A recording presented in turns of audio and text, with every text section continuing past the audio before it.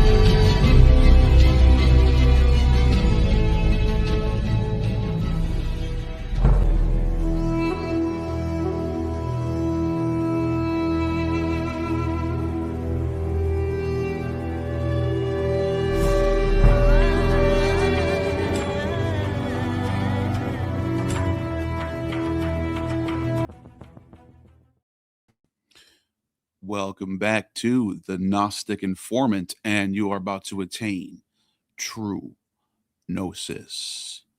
And just as people are saying in the comments, I feel a mighty gnosis coming. Yes, it is coming. Tonight, we're going to do a little reversal of order. I do want to address some current Ammonite slop claims at some point in this stream, and also, super chats, all that stuff. You can ask me whatever, but I have a topic that I want to start with. So rather than starting off with the Ammonite slop that a lot of people don't like, and look, I hear you guys in the comments. I see your emails. I see your DMs. Like, look, most people's attitude is, look, Neil, we get it. This guy sucks. His information is bad. He's full of shit. His followers are idiots. We know. You don't have to keep telling us. Like, we don't have to. We are convinced you win. But I don't know. I still have some things that I think need to be addressed. And so later in this stream, I will eventually get to the what I'm seeing from a lot of these Ammonites is that Hebrew never existed, and the Septuagint's the original. Abjads, Aleph, Bet, Gimel, that's all made up 19th century slop that I've been seeing some screenshots from people in the Discord trying to get me to comment on some of these things, and I'm coming around to it actually tonight, so I will. I got some interesting game over manuscripts, fragments, text, inscriptions to show you. We're going to respond to a clip from Maddie and one of her interviews from some radio show or something, where I guess she says that Hebrew, Judea, Israel never existed until the Septuagint. So I will be getting to that. And yes, before we get to that, though, I have an interesting topic I want to talk about, which is Caesar Augustus and the imperial cult, the imperial salvation cult. And right before Christianity started, you might wonder, like, where does these ideas of evangelism come from, right? The gospel. What is a gospel? Why would some guy named Matthew write a gospel? What does that even mean? Imagine if I said to you, I'm going to write the Goodle. I'm going to write the Goodle of Neil. The hell's a Goodle? Like, why do we know? How do we just know what a gospel is? How do we know what that is? And it's from the word evangelos or evangelos, which means good news. And it predates Christianity. So the first thing I want to show, and I have a whole bunch of sources that I want to show, Roman religion had its own Christianity. It had its own version of Christianity, and it's the cult of Caesar. I'm telling you, it's a It is a salvation epiphany or theophany cult of a god, of a man, a god becoming man, coming to on earth. We even have virgin births, weird parallels that we're going to see here in a second. And I'm just going to show you the Priene inscription, which is an inscription that was written by this fellow right here, Paulus. By the way, is it interesting? His name is Paul. A guy named Paul, who wrote a gospel about Caesar Augustus. Isn't that interesting? A guy named Paul. So this guy right here, Paulus Fabius Maximus, Roman senator. He died in the year 14. Died the same year as Augustus. Apparently, that Augustus died that same year as well. You know, patrician family guy, right? And apparently he was member of this Arval Brethren, very religious order. That's what I was trying to find. He's part of this order right here, this Arval Brethren, or the Arval Brothers, were a body of priests who offered annual sacrifice to the Lairs. These are the family gods, the ancestral gods. I love this stuff, by the way. If you want to know more about this, watch my videos on Roman religion, my documentaries. I have like 2 or 3. I have like 3 at least, maybe 4, about Roman religion, and I talk about the Lairs, and I talk about the different the different classes of gods that the Romans had, the different triads they had.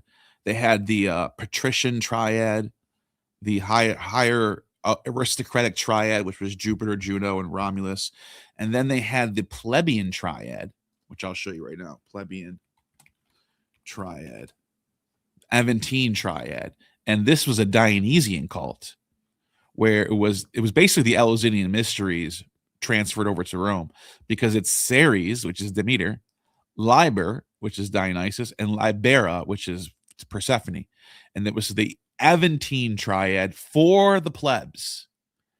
And it was for the plebs and only for the plebs. It was the Dionysian is about the plebs, man. It's about freeing yourself from the bonds of the slave world, right? And becoming beyond class. Like, you reject class. That's what it's all about. These are the original Marxists, if you really want to get crazy with it.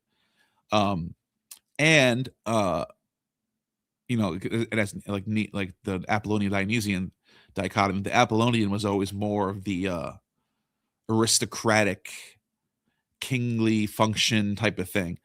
But the Aventine triad, right? You had these, and look, it says right here, it served as a focus of plebeian identity, sometimes in opposition to Rome's ruling elite. So sometimes they would they would be in opposition to the Capitoline triad, for example. The Capitoline triad right here. So you have these, and it never got like to like any point where they're even killing each other, I don't think. But, you know, just politically, spiritually, there was like a some sort of back and forth there. And you have these layers. They're the family gods. And you could become a layer. You could become deified and become a layer. And you become a part of your familial household gods. And this was what the Caesar cult basically gets mapped onto, if you want to say that. Oh, Greeks, daimons, right? That's what they're called. So back to what I was saying. You had these Arval brethren. They sacrificed to the layers. And we have different inscriptions about them. And this guy, Paulus, is one of them. And he's mentioned in different poets, as it says right here.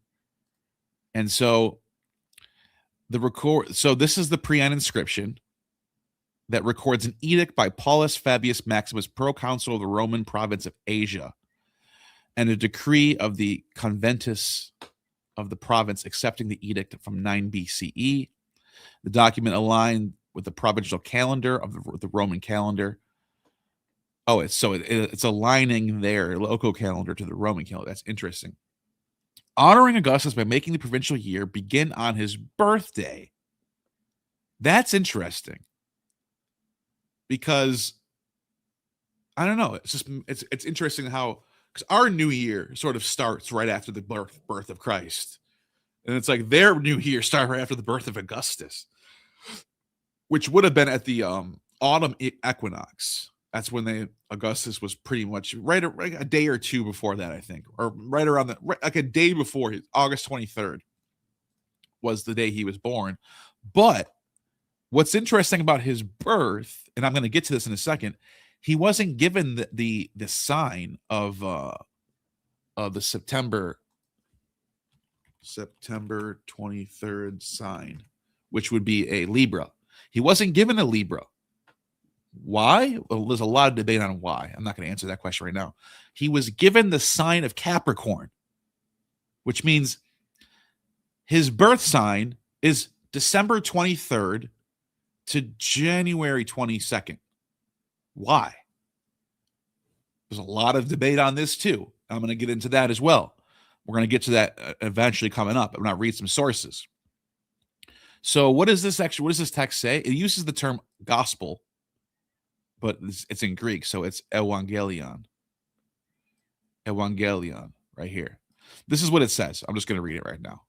It seemed good to the Greeks of Asia, and by the way, Asia isn't China, if anyone's wondering. This is modern-day Turkey. This is what they call it. It means, the word Asia means east in Greek, and it just means the eastern provinces. It's Pergamum, it's Phrygia, it's Cappadocia. That's Asia. And there's even a province of Asia, which is Western Turkey. So in the Greeks of Asia, in the opinion of the high priest Apollonius of Menephelis, since Providence, which has ordered all things and is deeply interested in our life, has set in most perfect order by giving us Augustus, whom she filled with virtue, that he might benefit humankind, sending him as savior. That's interesting. Sending him a soter. And then I've looked at this. You could see, it's hard to see, but there's different translations that are pretty similar to this one, both for us and for our descendants, that he might end war and arrange all things. And notice how end war, that's a thing the Messiah in Judaism is supposed to do. End all war, be a savior, right? He's got this messianic fervor about him that's going on. This is in the 1st century BC. And it's since he, Caesar, by his appearance, excelled even our anticipations, surpassing all previous benefactors, not even leaving to posterity any hope of surpassing what he has done. And since the birthday of the god Augustus was the beginning of Evangelion.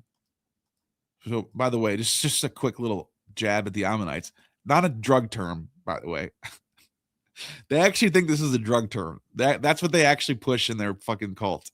This is a drug term. You literally have the word good messenger. Angel means messenger. Angelion. Good message.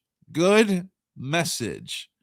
And you might say, Neil, didn't you make the argument that you shouldn't translate a text by the etymology? You're supposed to. Yes, you're right. You're right. But not only does the etymology break down to good message, the context of every text that it's in is always about the good news, good messages, good reports, that type of thing. Good news, or good tidings, I guess you could say. Good tidings for the world that came by reason of him. So you can see there's an interesting usage of language right here. It speaks of the birthday of Caesar Augustus as the Evangelion. With the Roman decree to start a new calendar system based on the year of Augustus Caesar's birth. Some Christian historians have compared this with the opening of Gospel of Mark, the beginning of the gospel of Jesus Christ, the Son of God. So, to me, this is, if you're trying to, I'm not sitting here going, no, Jesus is actually Caesar. That's nonsense. That doesn't make any sense. But I do think that Christianity was heavily in competition and therefore inspired by, because when you're in competition with something, you're going to want to beat them by emulating and maybe trying to go above what they're doing.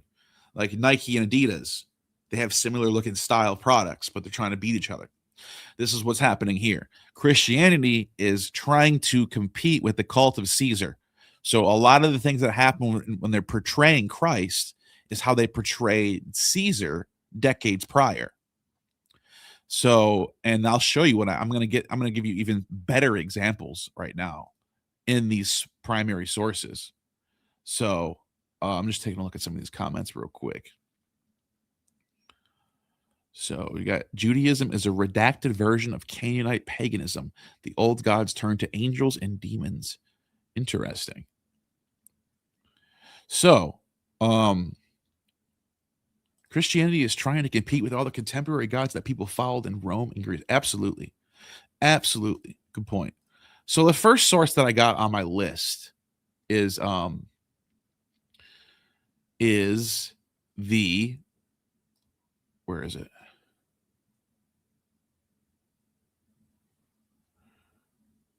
Did I lose my source?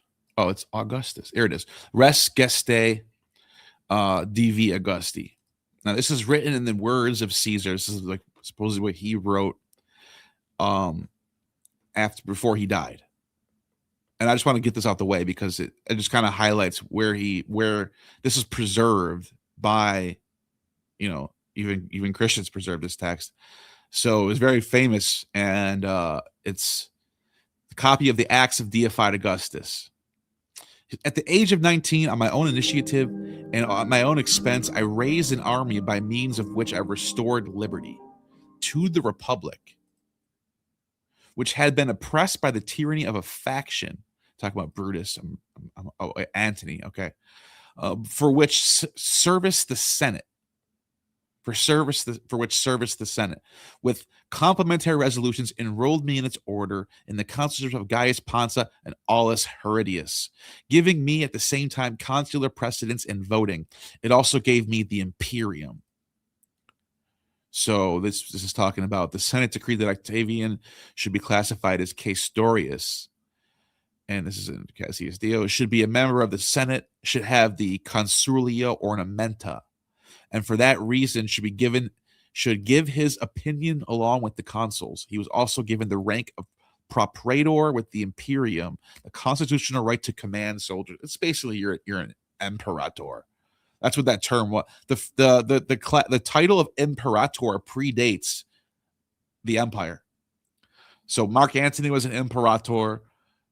Pompey was an imperator. Certain people became imperators because what it meant was, when I'm away with my legions, I can't call the Senate on the phone or email them. I can send a messenger on a horse, but he might be gone for weeks or a month or something before he returns. So I need to be able to act now. I need powers to act and make my choices. I need to be an imperator. That's what that meant. So you were never an imperator in the Senate. You were never an imperator within the city of Rome. You were an imperator when you were out with your legions. And they had a lot of regulations on that stuff.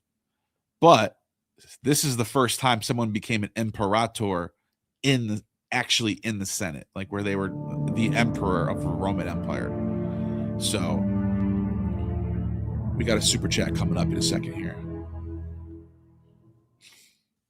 At Cross Bible Official dropped $5 super chat. Epsilon Gamma Gamma Epsilon Lambda Omicron Sigma, bearing good news, messenger / bringer of good news, epithet of Hermes, Epsilon Alpha Gamma Gamma Lambda Iota Omicron Nu, reward for good news gospel. Yeah. And that is another interesting thing, that it's an epithet of Hermes, because Hermes is the angelos, the messenger. He's also a good messenger. So I like that. It does have, so I just want, it shows you that this has some deep pagan roots here. And that's fine. That doesn't mean anything. That doesn't make Christianity pagan or anything. I'm not saying that. I'm just saying they are adopting terminology. They are adopting certain things that are familiar with pagan culture. At Cross Bible Official dropped $5 super chat. Epsilon Gamma Gamma Epsilon Lambda Omicron Sigma, bearing good news, messenger / bringer of good news, epithet of Hermes, Epsilon Alpha Gamma Gamma Lambda Iota Omicron Nu, reward for good news gospel. Well, I guess you got a double whammy out of that one.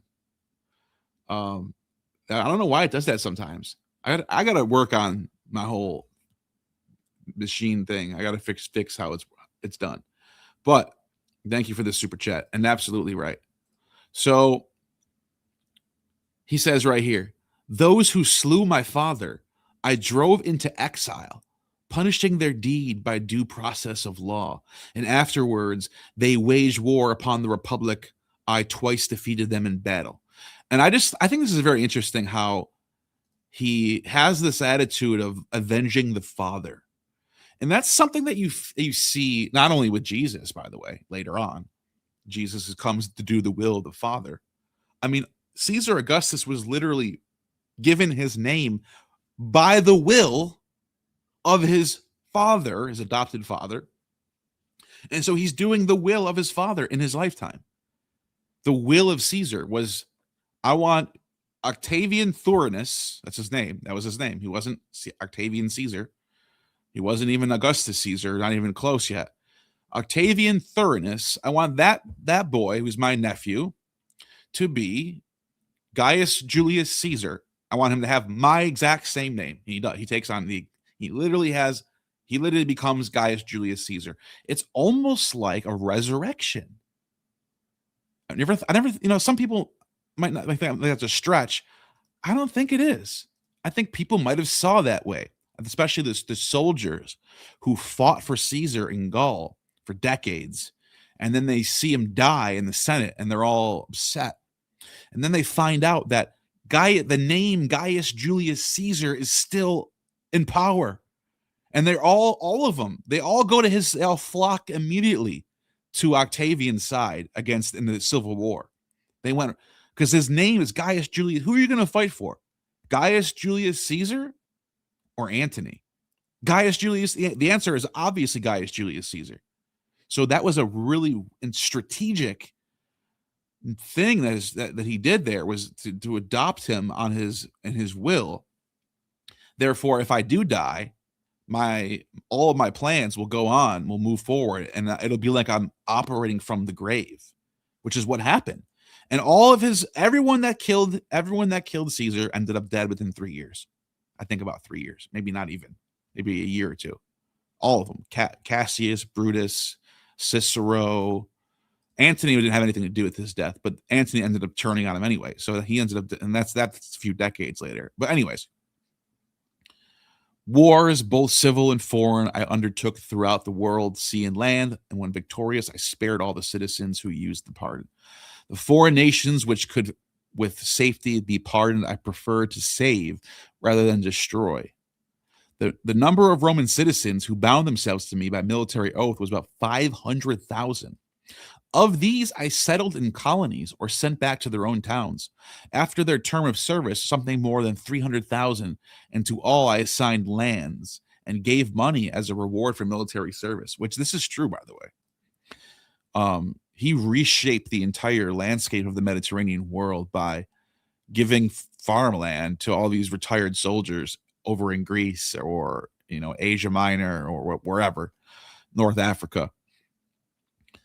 And another thing Caesar did was because he became Pontifex Maximus later in his career, he was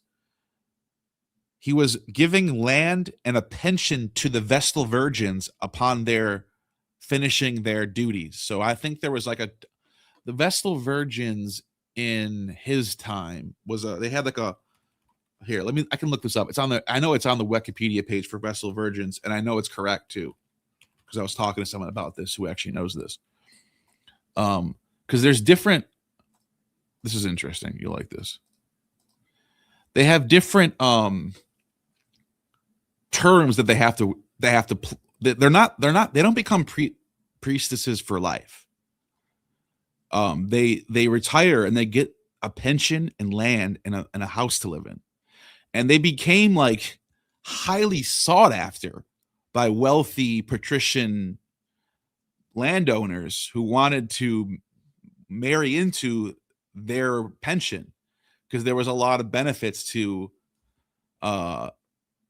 marrying a Vestal Virgin when they were done with their term. This was a super highly sought out thing.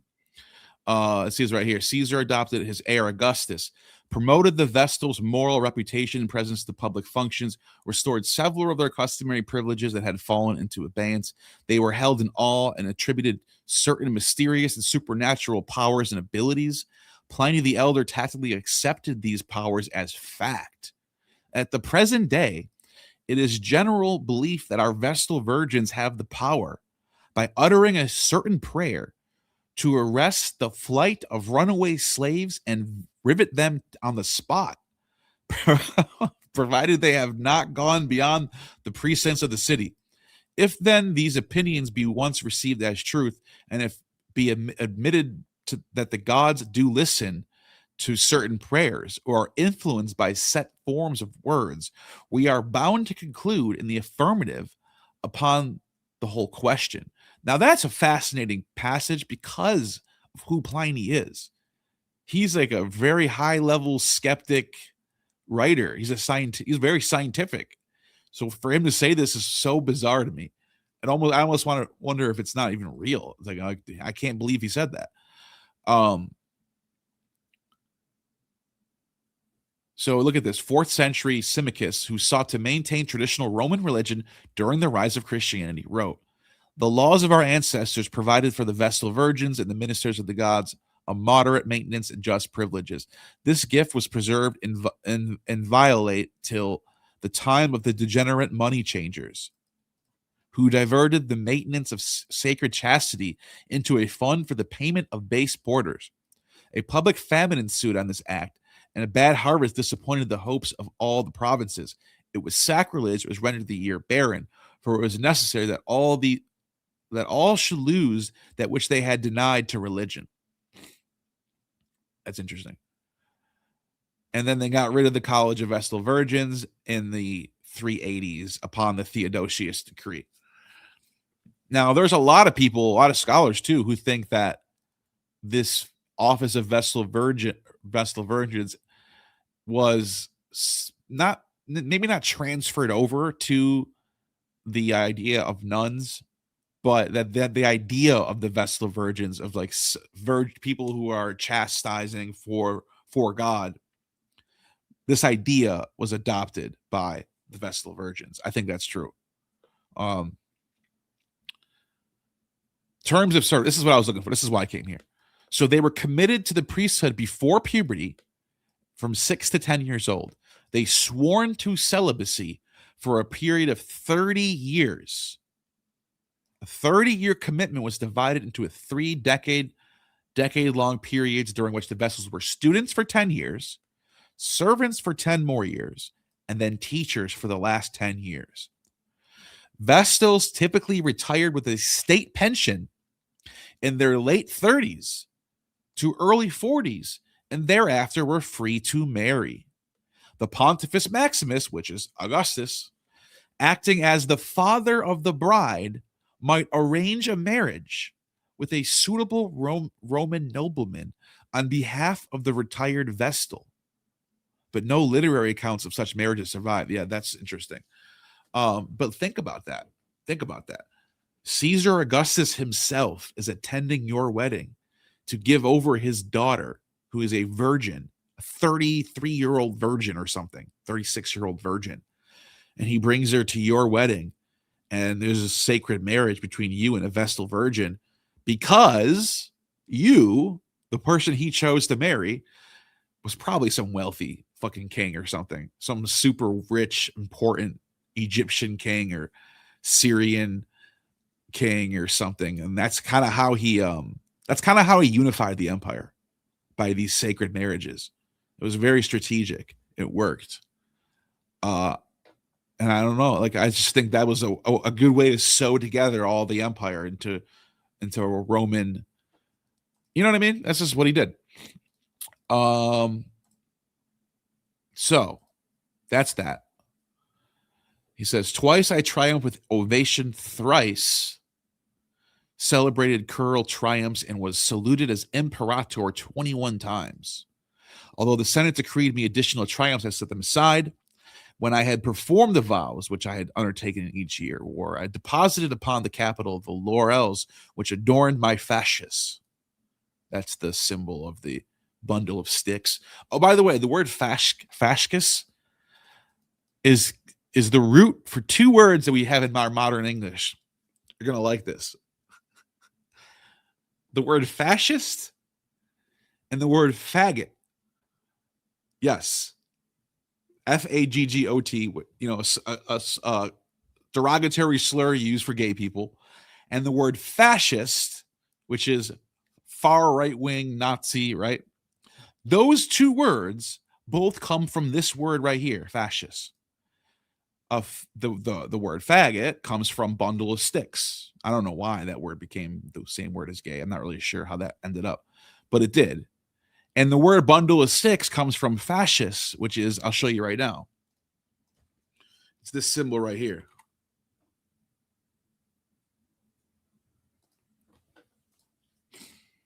Isn't that just ironic how you can have two words that mean completely opposite things have the same root? Fascist right here. Bundle means bundle. It's a bundle of wooden rods, always including an axe. Not always including an axe, sorry. With its blade emerging. It's an Italian symbol that has its Etruscan roots.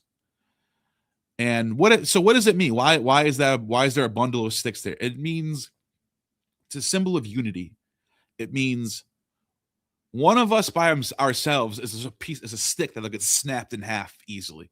But if we put all of ourselves together and bundle up, and you wrap it around, then we can have the power of an axe. If you try to take a bundle of sticks that are wrapped up, try to break it over your leg, you can't. But if you take one of those sticks by themselves, you could snap it. That's what it means. It means all of us together are strong, but by ourselves, we're weak. So that's the symbol. And yeah, it became. Anyway, I think I'm getting off topic here, but I just thought that was interesting. I think that's a funny little thing, I guess.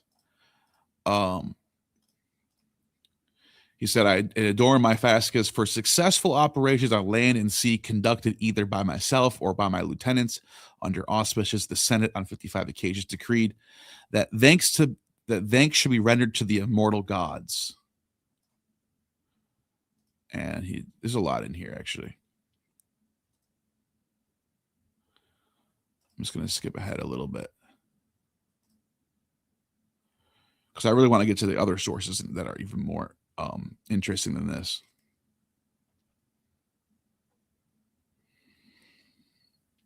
Here it is. So this is interesting. The Senate consecrated in honor of my return an altar at Fortuna Redux at the Porta Capena near the Temple of Honor and Virtue,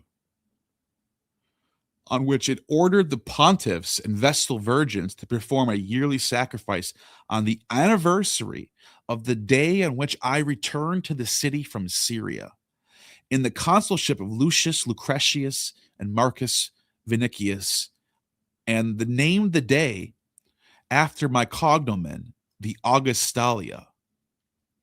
So this is like the return of August in 19 BC. After settling the affairs of Sicily, Greece, Asia, Syria, many honors, according to Devo, were decreed to Augustus. He accepted none except those were mentioned. The altar of Fortuna Redux was dedicated on October 12th. That's my birthday. At Science dropped $2 super chat. We all love you, Neil. Thank you very much, Psyop, for the super chat. Appreciate you. Love you too. Appreciate that. Thank you. So this is on October 12th. This is the time he got back, and that's just a cool story. I think. I don't know. I like that. So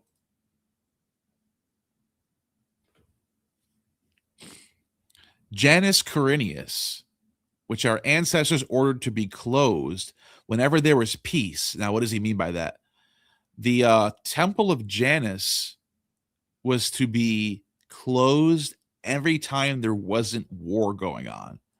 And every time there, which is very rare, by the way. Sorry. I don't even think there ever was that time. Except for during Augustus's reign. It was the only time that I can think of where this actually happened, where they were able to shut the door of the temple of Janus. But whenever there is war, it's opened back up. So it says right here, after successful operations of those provinces, the Senate voted in my honor of my return, in honor of my return, the consecration of the altar of Pax Augusta, the peace of Augustus, in the Campus Martius. And this altar, it ordered the magistrates and priests, Vestal Virgins to make annual sacrifices. That's in January. And then this happened, the Janus thing.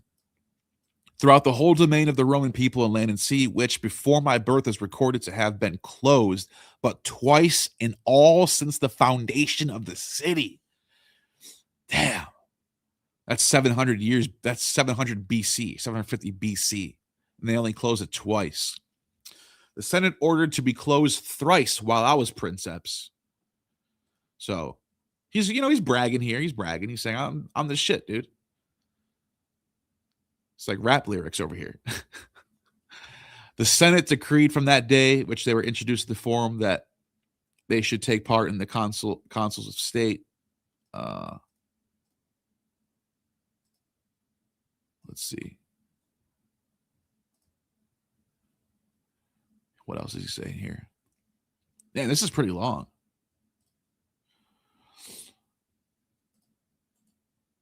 Oh, wait, here we go. I think I skipped something important. I built the Curia Julia, dedicated 29 as the site of the Curia Hostilia, and the Chalcidium, and joining it to the Temple of Apollo at the Palatine with his portices, the Temple of the deified Julius, the Lupercal, the Portico of Circus Flaminius, which I allowed to be called Octavia, after the name of him who had constructed an earlier one on the same site, the state box of the Circus Maximus, the temples of the capital of Jupiter Feretrius and Jupiter Tonans, the temple of Quirinius, the temple of Minerva, Juno the queen, Jupiter Libertas. That's got to be Jupiter Sabazius in Latin. I never even heard of that before. Jupiter Libertas. And the Aventine, the temple of the Lares at the highest point of Sacra Via, the sacred way, the temple of the De Penates Velia, the temple of the youth, and the temple of the great mother of Palatine. So I completed the Julian Forum and the Basilica, which is between the temple of Castor and the temple of Saturn. Works begun and far advanced by my father.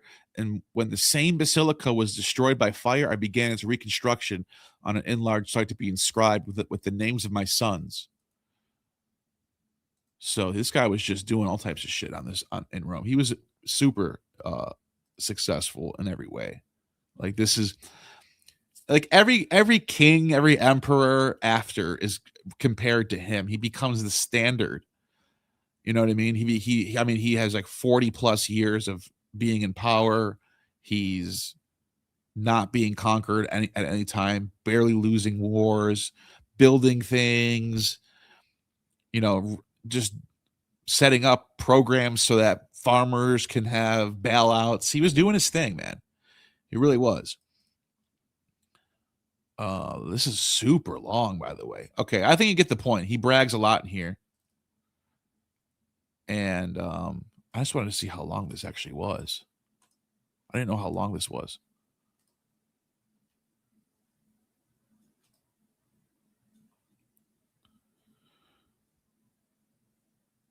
Here's the summary. That's it. Okay. And then, so that's what he writes. And then people write about him in other sources. So, for example,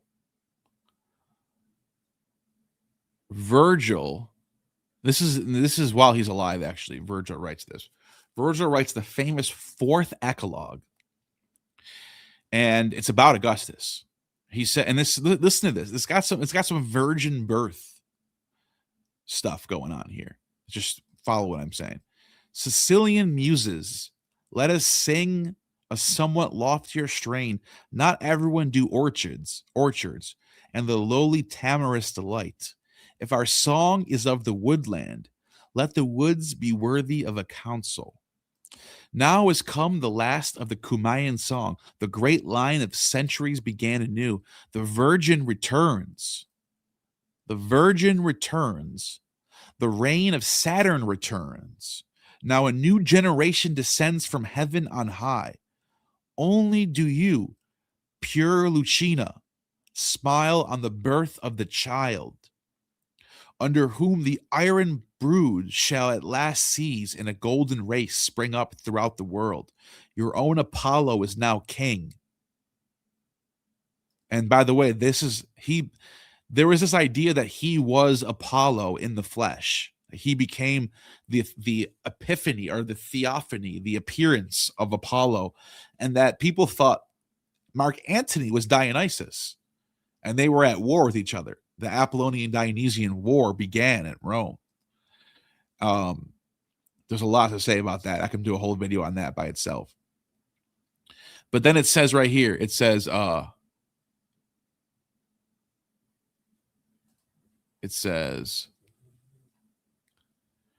for you, child, the earth untilled will pour forth its best pretty gifts, gadding ivy with foxglove everywhere, and the Egyptian bean blended with the laughing briar. Unbidden, it will pour forth for your cradle smiling flowers. Unbidden, the goats will bring home their udders swollen with milk, and the cattle will not fear huge lions. The serpent, too, will perish, and perish with the plant that hides its poison. Poison ivy, see? Assyrian spice will spring up every soil. But as soon as you can read the glories of heroes in your father's deeds and can know what valor is, slowly will the plains yellow with waving corn. On wild brambles the purple grape will hang, and the stubborn oak distill dew honey. So it's a lot like what you read in Isaiah. Isaiah has this this is obviously older. Isaiah is obviously older. But Isaiah says, behold, the virgin will conceive, or Alma, or in the Greek it's Parthenos. So it's the virgin will conceive and give birth to a son, and she will name him Emmanuel. He will eat curds and honey. He knows enough to refuse evil and choose good. And then it says, on that day, the Lord will whistle for the fly that is in the remotest part of the canals of Egypt, and for the bee that is in the land of Assyria. They will all come and settle on the steep ravines, on the ledges of the cliffs, and the thorn bushes, and the watering places. On that day, a person may keep alive only a heifer and a pair of sheep. And because of the abundance of milk, we just heard that in the other source, he will eat curds. For everyone who is left in the land will eat curds and honey. And then it says in, I think it's the next chapter.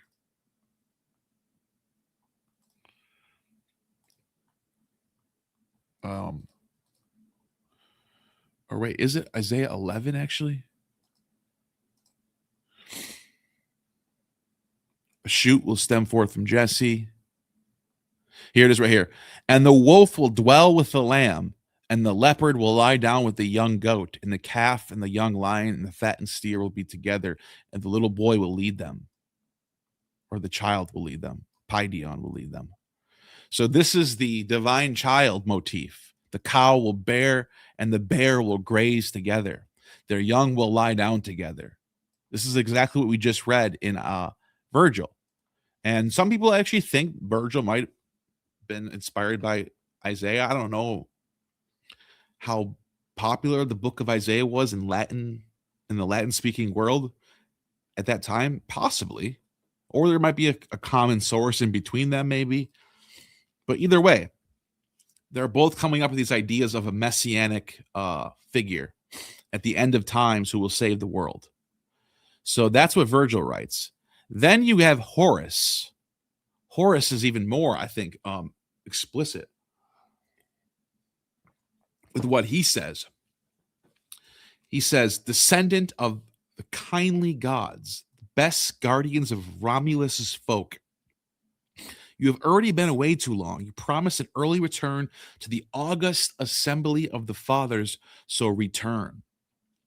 Waits Augustus' return. See? Bring back the light, dear leader, to your country. For when your face shines like spring upon the citizens, the day passes more happily and the sun's radiance is brighter. Like a mother with a son whom the south wind with its spiteful blast detains on the far side of the Carpathian Sea, keeping him from his beloved home beyond the end of the sailing sea. She calls him back, making vows, watching omens, offering prayers. At Evinca now dropped $20 super chat. I love your content. I learned so much. Thanks. Thank you, Da Vinci Cow. I appreciate the $20, man. Really do. You're the reason why I can keep doing this, man. Super chats like this. Thank you very much. I'm glad I can help you out with that. Thank you. Offering prayers and never her eyes off the curving shore, with the pangs of longing does his loyal country look out for Caesar. For the ox ambles over the pastures in safety. There's that motif again. Ceres and kindly prosperity give increase to the crops. Sailors wing their way across a sea of clever lawlessness. Fidelity takes care not to incur blame. The home is pure, unstained by any lewdness. Custom and law have gained control over the plague of vice. Mothers are praised for having similar children. Punishment follows hard on the heels of guilt. This is an age of justice right here. That's what they're describing. A just age where goodness prevails. And they're basically saying Caesar is the child. He's the divine child who brought this forth. He created the common era. Think about that. We have 1 BC AD, and people say it's the year of our Lord. Even Ammon refuses to use CE, which is weird. How are you a Satanist and you say in the year of my Lord? What the hell? Anyways, CE is the common era. Who started the common era? It was Caesar Augustus. He's the one who built all the roads that Paul would later travel on. So it says, who would fear the Parthian? Who frozen Scythian? Who the rough brood Germany breeds as long as Caesar is safe? Who would care about war in savage Spain? Each man spends all day until sunset in his own hills, wetting the vine to the unmarried trees. Then he returns happily to his wine and requests your divine presence and the second course. He honors you with many a prayer, pouring libations from the dish, and combines your worship with that of the household gods. And as Greece does, remembering Castor and mighty Hercules. So that's one of the things he says. There's a few things that Horace is going to say. There's another one too. Let me get rid of this one. Horace, here's another one. Because Jove thunders in heaven, we have always believed that he is king there. Augustus will be deemed a god on earth. Augustus will be deemed a god on earth when the Britons and the deadly Persians have been added to our empire. The Persians part didn't really work out too well. And the Britons, sort of. A little chunk of it, I guess. Can it be that Crassus's soldiers have remained alive in disgraceful wedlock with barbarian wives, and that, alas for the change in our Senate and our national character, they have grown old in the army of the enemy whose daughters they have married under the power of the Parthian king? Marcian and Apulian, forgetting shields, name, toga, undying Vesta, while Jupiter's temple and city and Rome are still standing? I think that's all he says about Caesar here, though.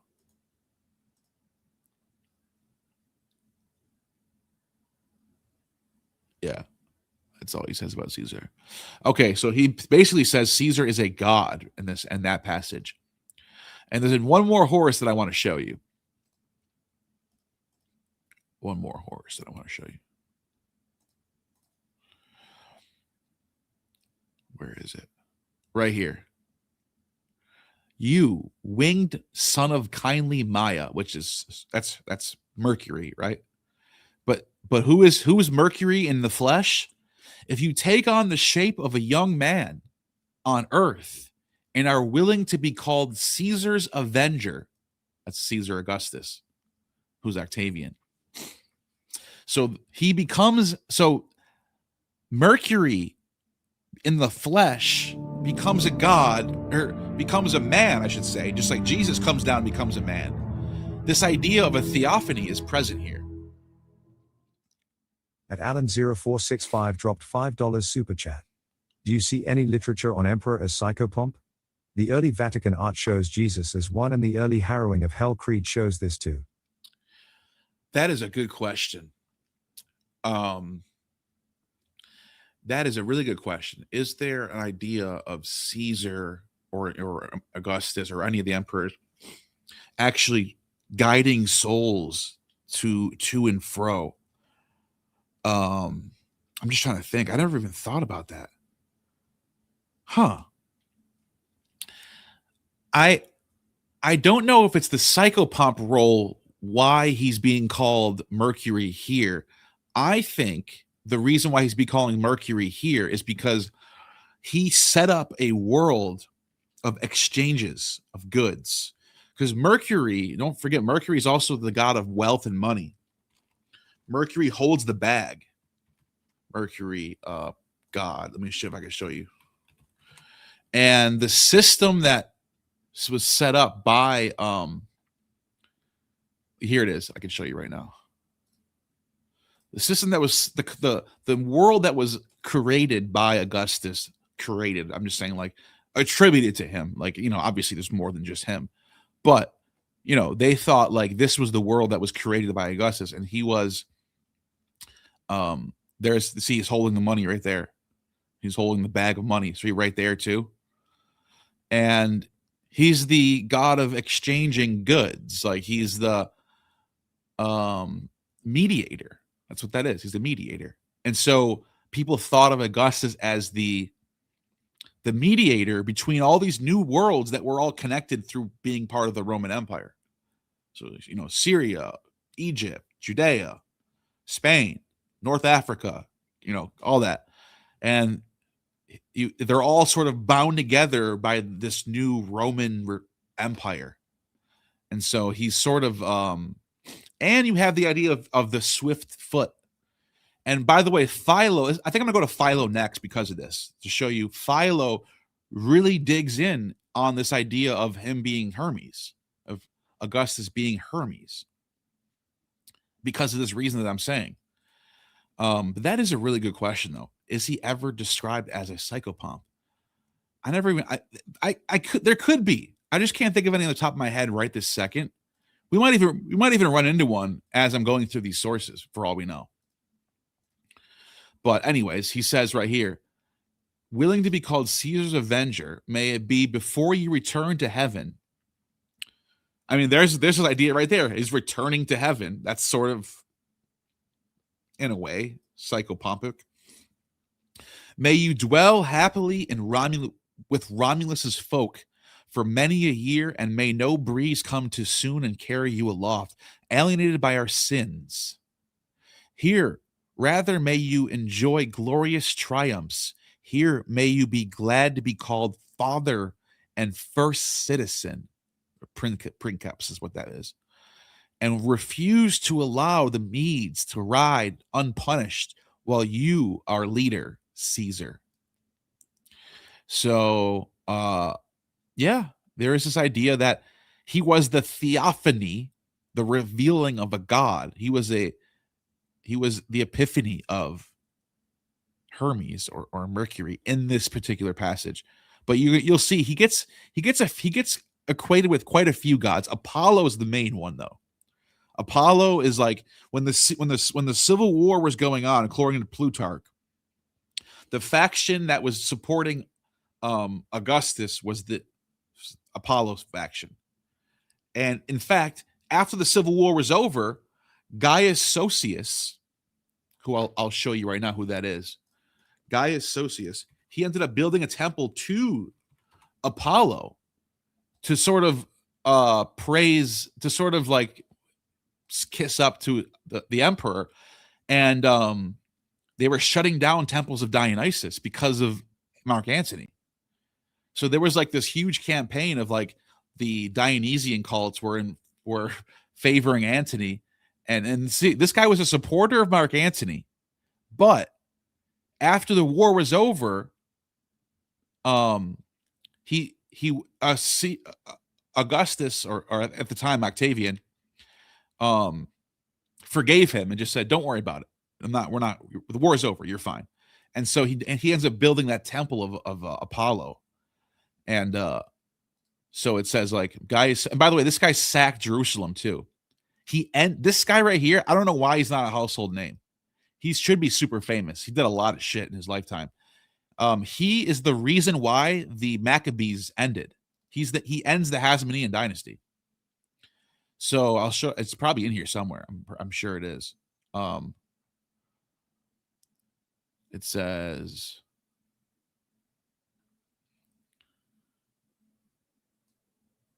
Octavian later renamed Augustus, fully rehabilitated Sosius, and gave him place in the imperial regime, appointing him the priestly quisumdiviri sacris fecundus. This is the order. This is the most religious order of all time in Roman religion. Like, this is the highest you can get. And you become the guardian of the Sibylline books. These are like the secret. This is like the most exclusive, esoteric priesthood in the Roman religion, I would say. Maybe not esoteric, but like the highest. You were on top of everything. Like, you were in control of Roman religion, these people. And it was men and women, by the way. It was the third stage Vestal virgins who already did 20 years or longer, plus these priests of Jupiter that were like, older in age. They're always older. They're always like really experienced. And so he became part of this faction as well. But that's not what I wanted to show you. What I wanted to show you was this guy. See, look, he was an imperator too. Sosius was acclaimed imperator by his troops. Now, does that mean he's going to try to become the emperor? No, it just means while he's out while he's fighting, while he's out in Judea, he needed imperial power to decide things. So he became an imperator, which is normal. This is what okay. So it says, replaced by Antony as governor in 35 BCE, Sosius returned to Rome, celebrated a triumph for his victory in Judea. Probably rebuilding it. So here it is. Sosius also began rebuilding the temple of Apollo and Campus Martius, adding a cedar statue of Apollo, which he plundered from Seleucia when he was governor. And look at that those two famous, everyone, I'm sure a lot of you have seen this picture before. That was the temple that he built. So it's even called, look, it's even named after him. Apollo Socianus. It's named after him. That's why I'm saying this guy should be way more famous than he is. And you can see right here. In 39, triumvirs designated him to the office of consul. Sosius then accompanied Antony on an administrative tour of the eastern Roman provinces and was appointed by him governor of Syria and Cilicia. In this new capacity, he subdued the astringent island of Aradus in northern Phoenicia, and at Antony's command installed Rome's ally Herod as king of the Jews by besieging the incumbent Antigonus. So look at who Antigonus is, right? Antigonus Matthias, king and high priest, double anointed, double Messiah. And he was the last of the Hasmoneans, which is the Maccabees. He's the last one. He's the end of the Hasmonean. These are the people who created Judaism as we know it. They created Judaism. And it was Antony and Gaius Sosius who took them out of power and replaced them with King Herod, the puppet. Total Roman puppet. That's all he was. Total Roman puppet. So, I don't know why. Why did I go to that? Oh, because we're talking about Sosius and we're talking about Apollo. So yeah, he gets compared with Gaia, Mercury here, but he usually gets compared with Apollo more than anything. He also does get compared with Dionysus, though. I should say that. There is some times where he's called Dionysus. I'll show you right now, actually. It's in Philo. So Philo writes this letter to the embassy of Gaius. I want to say this is probably in the 40s AD. And it's got to be, the reason why it's got to be in the 40s AD is because he's complaining about Caligula. Let's see, when did Caligula was? Yeah, so this is probably, no, it could be 30s. It could be 30s. Let's see. He was in power till 30 AD 41.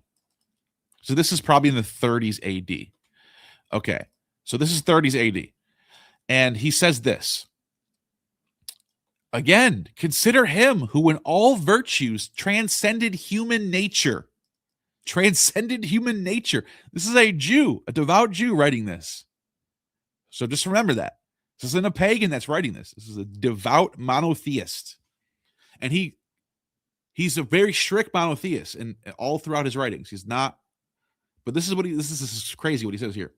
Who on account of vastness of his imperial sovereignty, as well as nobility of character, was the first to bear the name of August, which is Augustus, and in Greek it's Sebastos.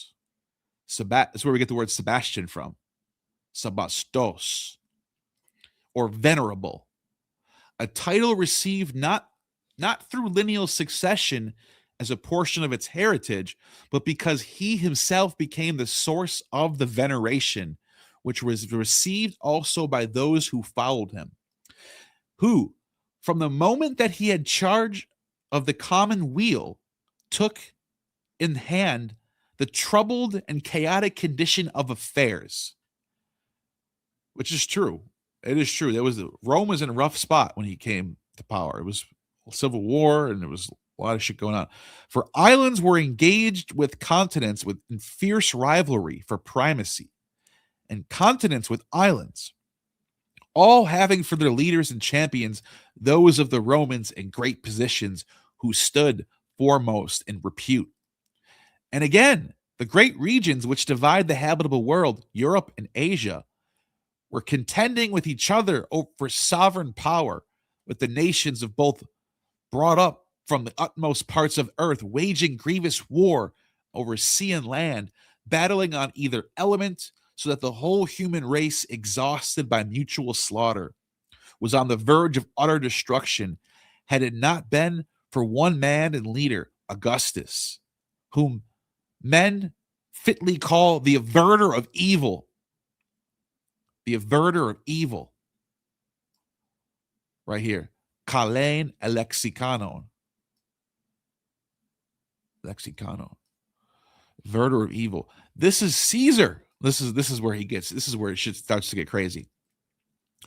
This is the Caesar who calmed the torrential storms on every side. He's calming storms now, really? Who healed the pestilences common to Greeks and barbarians. Yasamanos. You can even translate that as healed sickness. Yasamanos. Healed sickness. He healed sicknesses and he calmed the storms. Who does that remind you of? And mind you, this is decades before the Gospels. He healed the sick and calmed the storms, which descending from south and east coursed the west and north, sowing seeds of calamity over the places and waters which lay between. This is he who not only loosed, but I should be freed. This is probably an old translation.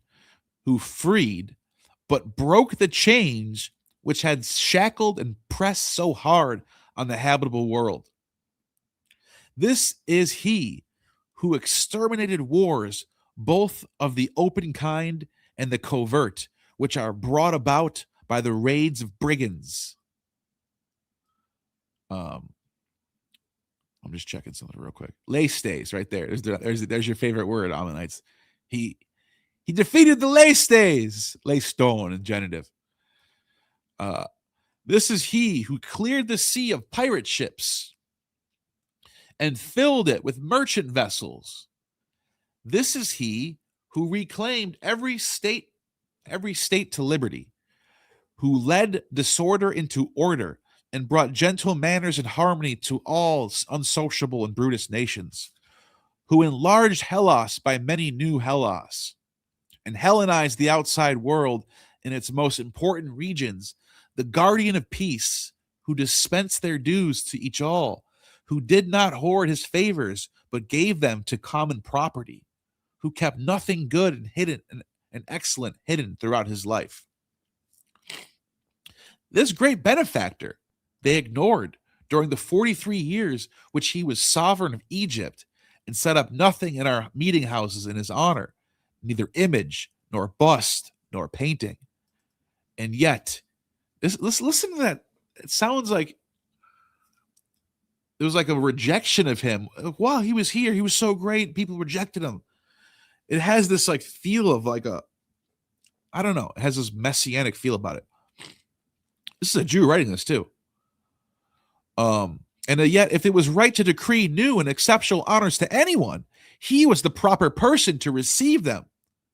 He was what we would call the source and foundation and fountainhead of the Augustan stock in general.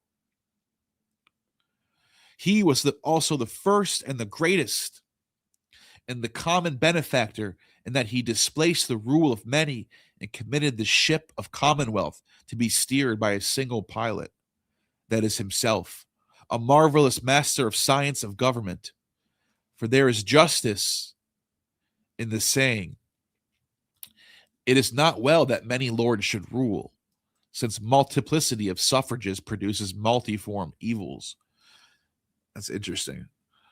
Well, besides all these, there's a different mindset back then. But besides all these, the whole habitable world voted him in no less celestial honors. These are so well attested by temples, gateways, vestibules, porticos, that every city which contains magnificent works, new and old, is surpassed in these by the beauty and magnitude of those appropriated to Caesar, particularly in our own Alexandria. For there is elsewhere no precinct like that which is called the Sebasteum, a temple to Caesar on shipboard, situated on an eminence facing the harbors, famed for their excellent moorage, huge, conspicuous, fitted in scale. Anyways, he explains it's pretty cool, I guess. But the part that I wanted to show you was, he says this.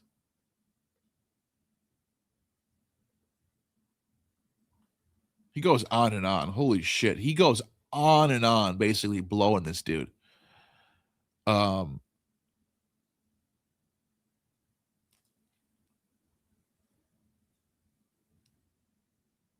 He says,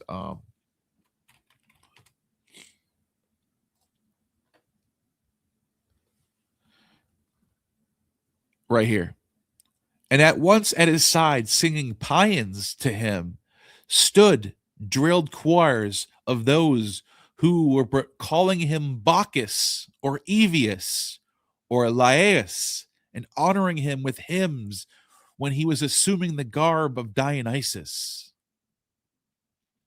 Often, too, he would don a breastplate and proceed sword in hand with helmet and shield, hailed as Ares. So, okay, there's just a lot of praise for Caesar in there. And I don't know. I just wanted to show you that too. I have a couple more that I want to go through. A couple more. Let's see. That one's done. That one's done. Virgil. Eclogue 4. I already showed you that one. Oh, yeah. Suetonius. We got to go through Suetonius. Julius Marathus. Okay, so Suetonius. This is the best of all. So he says, according to Julius Marathus, a few months before Augustus was born, a portent was generally observed at Rome, which gave warning that nature was pregnant with a king for the Roman people. Thereupon, the Senate in the consternation decreed that no male child that year should be reared. But those whose wives were with child saw to it that the decree was not filed in the treasury, since each one appropriated the prediction to his own family. So there was this idea that if you were born during this time, they were going to kill your child, because the Senate was so scared that the portents in the sky said that there was going to be a king.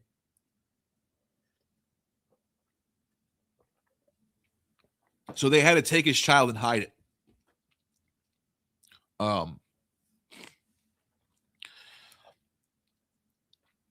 So I have read in the following story in the books of Asclepius of Mendes, entitled Theologomena, Discourses about the Gods. When Atia, which is his mother, had come in the middle of the night to solemn service of Apollo, she had her litter set down in the temple and fell asleep, while the rest of the matrons also slept. On a sudden, a serpent, the genius or familiar spirit was often represented by a serpent, glided up to her and shortly went away. When she awoke, she purified herself as after the embraces of her husband, and at once there appeared on her body a mark in colors like a serpent, and she could never get rid of it, so that presently she ceased ever to go to public baths. In the 10th month, weird, 10th month, after that, Augustus was born. Now, I want people to remember, put a little side note in your head. This story happens before at the 10th month. So after it's like in the 9th month, before the 10th month starts. At the 10th month, this happens. And then they don't talk about his birth. They talk about what happened before her birth, and they talk about the story. There's a reason why, though. So in the 10th month after Augustus was born, therefore regarded as the son of Apollo. Atia, too, then, before she gave him birth, dreamed that her vitals were borne up to the stars and spread over the whole extent of land and sea, while Octavius dreamed that the sun rose from Atia's womb. That's wild. The sun rose from Atia's womb. That's the birth of Apollo right there. The day he was born by the conspiracy of Catiline was before the house, and Octavius came late because of his wife's confinement. Then Publius Nigidius, as everyone knows, learning the reason for his tardiness and being informed also of the hour of the birth, declared that the ruler of the world had been born. Later, when Octavius was leading an army through remote parts of Thrace, and in the grove of Father Liber, Dionysus, consulted the priest about his son with barbarian rites, they made the same prediction, since such a pillar of flame sprang forth from the wine that was poured over the altar, that it rose above the temple roof and mounted to the very sky.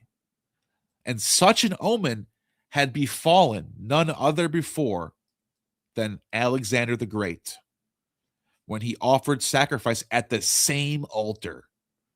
That's a cool story.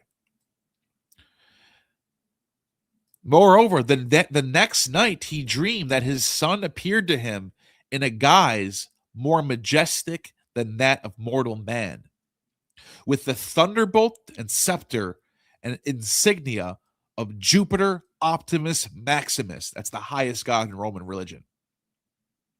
Wearing a crown, begirt with rays, and mounted upon a laurel-wreathed chariot drawn by 12 horses of surpassing whiteness.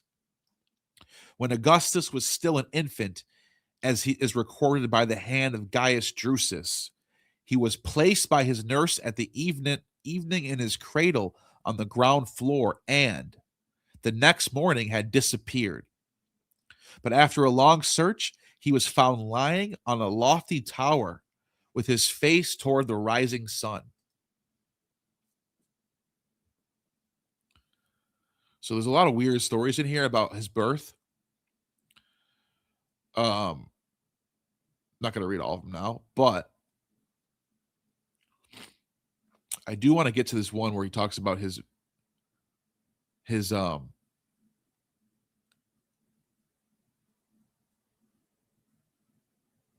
on a second.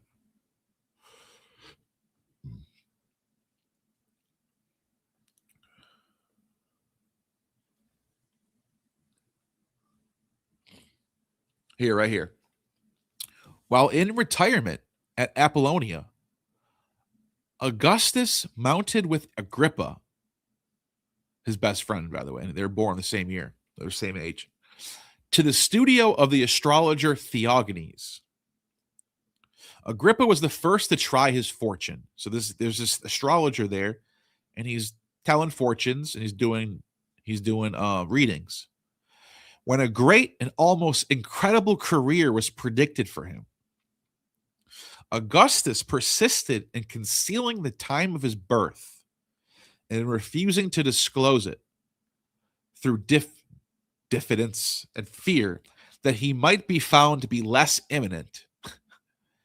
When he at last gave it unwillingly and hesitatingly, and only after many urgent requests, Theognis sprang up and threw himself at his feet.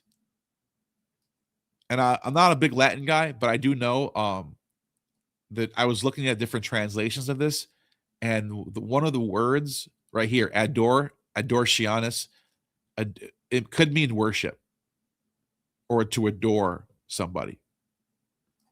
I think that's the word. Yes, that is the word.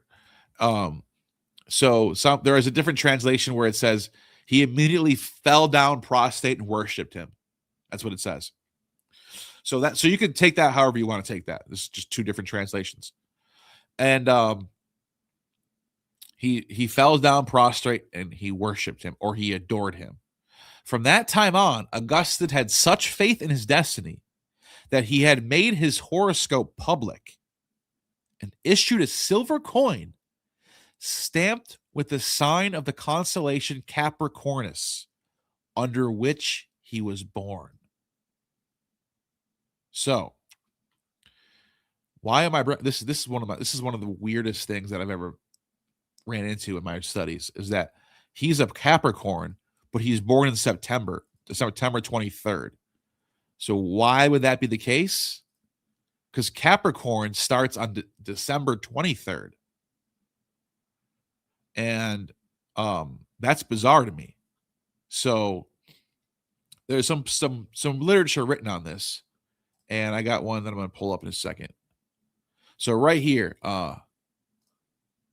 this author from the book, there's a book I have over here about Caesar Augustus. I don't have the author right now, but I'm just going to share the screen anyway. This is from, I took a picture of the page. And they write, this is a famous book about it. This is a very famous book by an academic. It says,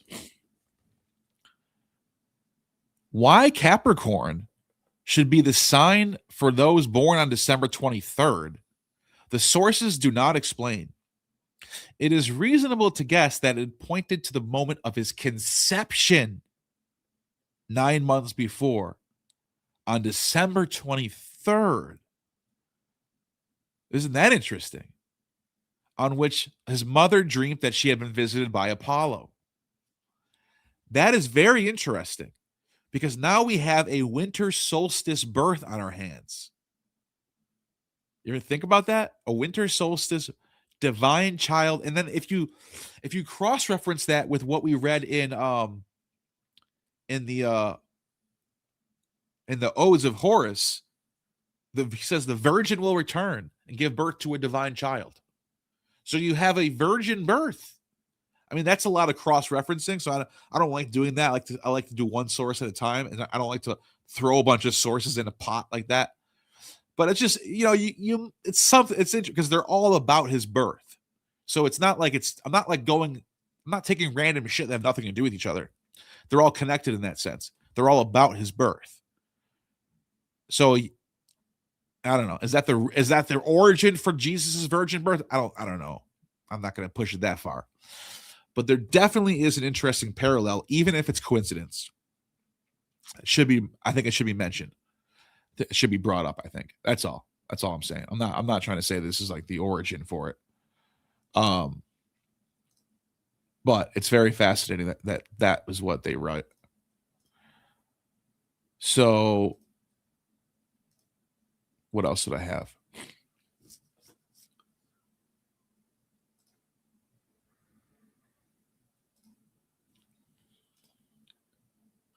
So yeah, let me show you his Capricorn real quick.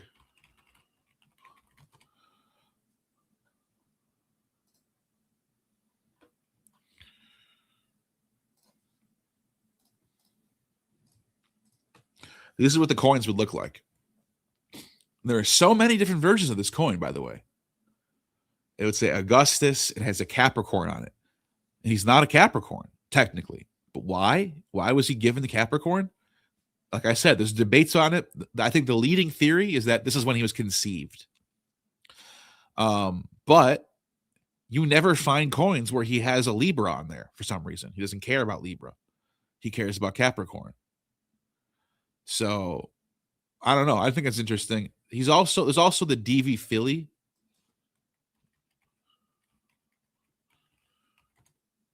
This one, where you have the star of his birth that I just wrote about. There was a portent in the sky that anyone who's born on this day will be the king of the world, and it sounds like the star the Magi see. And then Herod, think about that for a second. You have a star at his birth.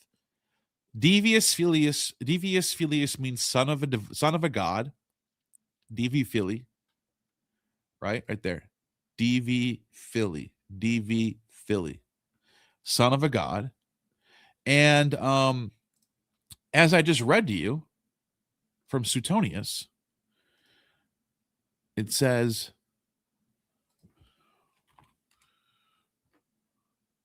all right, portent.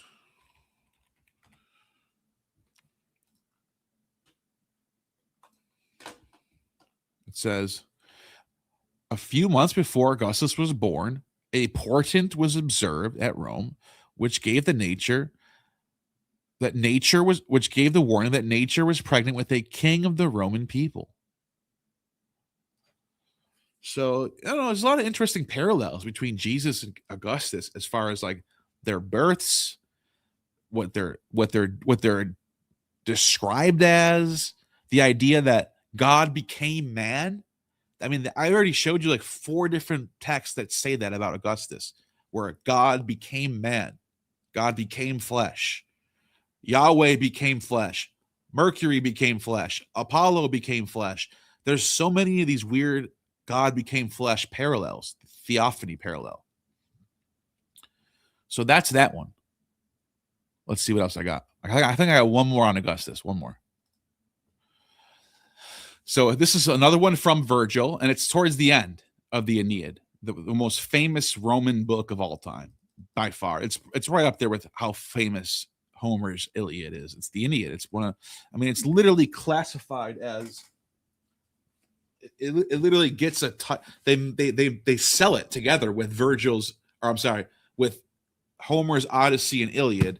They sell it as a trilogy. So this is the Aeneid, and it's just like the Odyssey, where instead of Odysseus getting home from Troy, Aeneas has to get home from Troy. So it's the wanderings of Aeneas.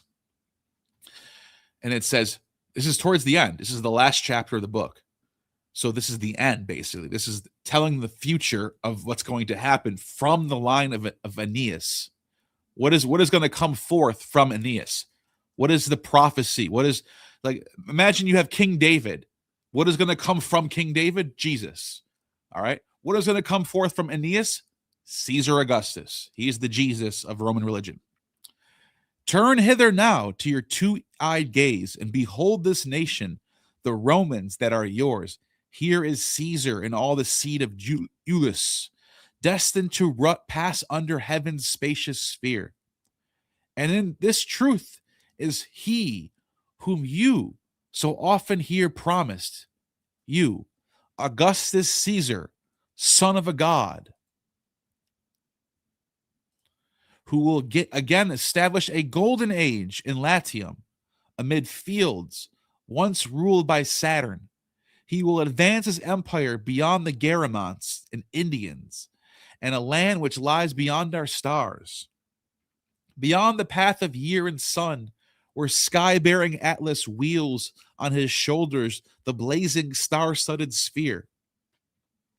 Against his coming, both Caspian realms and the Maeotic land even now shudder at the oracles of their gods, and the mouths of sevenfold Nile quiver in alarm.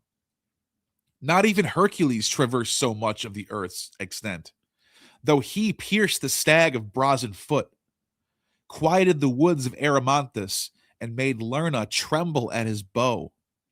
Nor he either, who guides his car with vine leaf reins, triumphant Bacchus, driving his tigers down from Nisa's lofty peak. And do we hesitate to make known our worth by exploits our shrink in fear from setting on Western soil? But who is he apart, crowned with rays of olive, offering sacrifice? Ah, I recognize the hoary hair and beard of that king of Rome. Talk about Numa. And yeah, this is the old Numa, the first king of Rome. Well, here's the last king of Rome, Augustus. Here's the Messiah, the last one. So the one who's going to come and fulfill all this stuff. He's going to end, he's the prince that was promised, as the Song of Ice and Fire would say.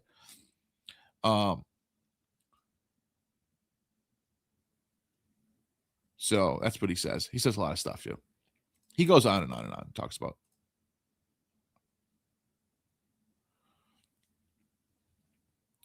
He goes, yeah, he says a lot of stuff here. So he says it right here too. Among these scenes flowed with the likeness of the swelling sea, all gold, but the blue water foamed with white billows, and roundabout dolphins, shining in silver, swept the seas with their tails in circles and cleft in the tide. In the center could be seen bronze ships, the Battle of Actium. You could see the Leucate aglow with war's array, and the waves ablaze with gold. On the one side, Augustus Caesar stands on a lofty stern, leading the Italians to strife with Senate and people, and the penates of the state, and the mighty gods. His auspicious brows shoot forth a double flame, and on his head dawns his father's star.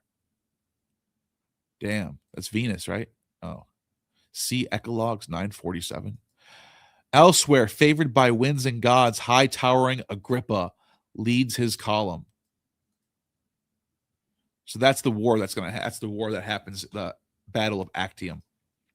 And that was the battle that really solidified the reign of Augustus, that really ended the whole civil war. That's the end of it. This is the start of a whole new world order. The end of the Roman Republic and the beginning of the Roman Empire was this battle right here. Battle of Actium. Octavian, Antony. So you can see Gaius Socius was involved. He's on their side, but he ends up becoming loyal to Octavian after that. So, and then what does he do after? He flees back to Egypt and meets up with Cleopatra, and they kill themselves. And that's the end of it. So, you know, everyone knows the story. Nothing new here. All right. So I'm about an hour and a half in. Kind of went through what I wanted to go through.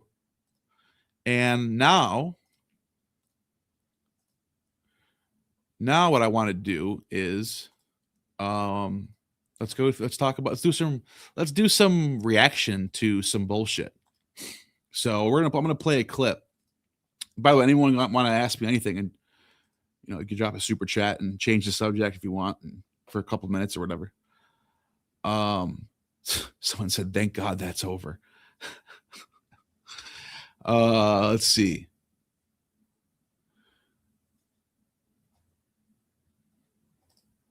Who's acting up here? Call me a Mormon. Other than I'm telling the real history of Jesus. Yeah. Let's see. I'm just going through the comments to see what's going on. She's a heathen.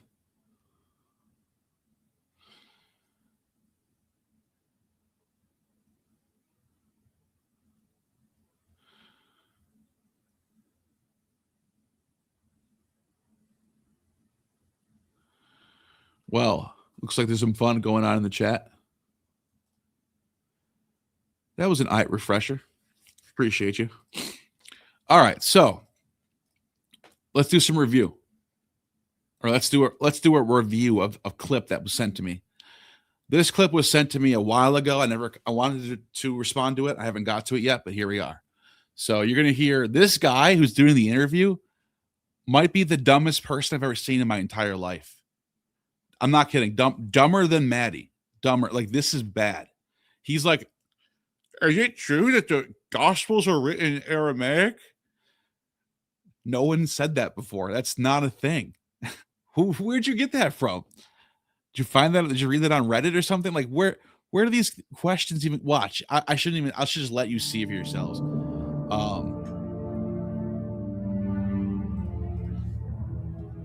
on a second. Super chat coming in. At Science dropped $5 super chat. Could you talk about pagan moral code and virtue? Yeah, real quick, I can do that. The idea of arete was seen as the highest moral concept in pagan religion, especially ones that are influenced by Pythagoreanism and Platonism. So you can see that even here they even deify. Arete of it says Kelsu, virtue of Celsus. But you can see that's virtue deified. And that's in Asia Minor. And so virtue is obviously like goodness or being just and being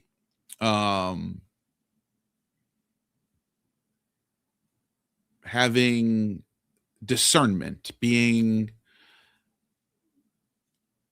generous. Like, those are all virtues, and virtue was the highest order to attain. It was the thing that you were always striving to do, was to be virtuous. So arete is like this concept that is thrown around by the Greeks, by the Romans, and whatnot. So and then the Roman word is virtus. That's that. It's the same exact concept, but for the Romans, for Latin. So, but yeah. All right. So I want to go to this clip. Thank you for the super chat. Appreciate you. Let's play this clip right now, and we're going to respond to it. I might have to cut it off and play it something like play it back or something like that. Or is that kind of up for debate? So talking a lot about the Greek translations, but and I wondered, wasn't the New Testament originally written in Aramaic, or is that kind of up for debate? No. Okay. So there are 700. First of all, I'm cringing already. I haven't even heard her answer yet. Why is this person being asked questions like this? Why? No offense, but like, bring on someone who knows this shit. Why are you like, this is the most, oh my God. All right, never mind. Unique words in Aramaic. Okay, that's not many. No. Okay, let me just play that back again. No. Okay. So there are. And to Vince now dropped $10 super chat. Do you agree with Dr. Carrier that the myth of Romulus is similar to the myth of Jesus? Absolutely. Absolutely. So in the myth of Romulus, you have Romulus, who is immortal, who is killed by people betraying him, who his body disappears and he returns. And when he returns, he gives his decree, like kind of how Jesus is like, go to the ends of the earth and bring my message. That's kind of what Romulus does. There's a lot of parallels there with Romulus and Jesus, especially the idea of them being mortals and then they're both begotten by God. Romulus becomes begotten by Jupiter, and he becomes Quirinius in a way. Quirinius is the other god who was already a god before him, and Romulus becomes he like is Quirinius in the flesh. So it's a god becoming a man, and then a man becoming God. It's like just like, all that stuff is there. So great question, by the way. Absolutely great question. That's definitely in the background, in my opinion. They even had little I don't know if I think Carrier talks about this too. They had little passion plays in Rome. They would perform plays of Romulus. They were called passion plays. I wonder if I could find something on that real quick.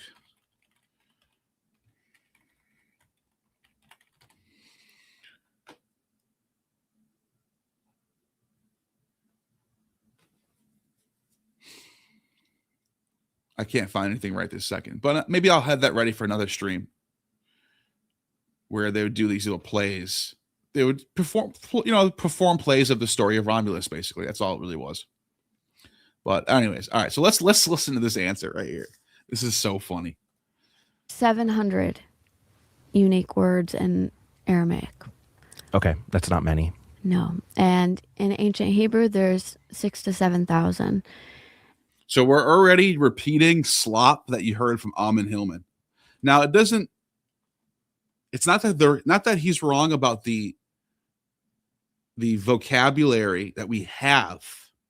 So when we count vocabulary, what we're doing is we're counting up all the literature we had that survives. And then that's the count. That's it. So ancient Greek is going to have mountains and mountains and mountains of more vocabulary, because you know who was preserving the text in the Middle Ages? Greeks, Byzantines, Constantinople. That's where all of our texts have to go through, from antiquity to the modern world. They have to go through the Middle Ages. So whether it's in Rome, in Latin side, which didn't do I don't think a good of a job as preserving text as the Greeks did. But they did preserve, Virgil. They preserved Horace. They preserved Martial. They preserved Catullus. They preserved, whatever. There's a whole bunch of Latin texts that they preserved. So they did a decent job. But in Greek, a lot of texts were preserved. A lot of texts were preserved in Greek in Constantinople. And then they get sent to the West right before the fall of Constantinople in the 15th century, right at the time of the Renaissance, basically. So obviously, we're going to have 400% more, maybe more than that, Greek text than any other language. Think about this. Is Scythian a real language that existed? Yes. How many Scythian texts do you know about? How many Scythian libraries do you know about? But does that mean Scythian didn't exist? All right, so I'm getting ahead of myself, but like so far, this answer doesn't make any sense. It's you know what a non sequitur is? A non sequitur is when you say something and the logic does not follow. So non sequitur, let me just pull up. Let me just give you guys a quick little, and I want you to think about this when you're listening to her, speak on this answer with zero authority on this subject at all, negative authority on this subject. The last person should be talking about this is Maddie. So that's not it. Non sequitur fallacy. Where is it?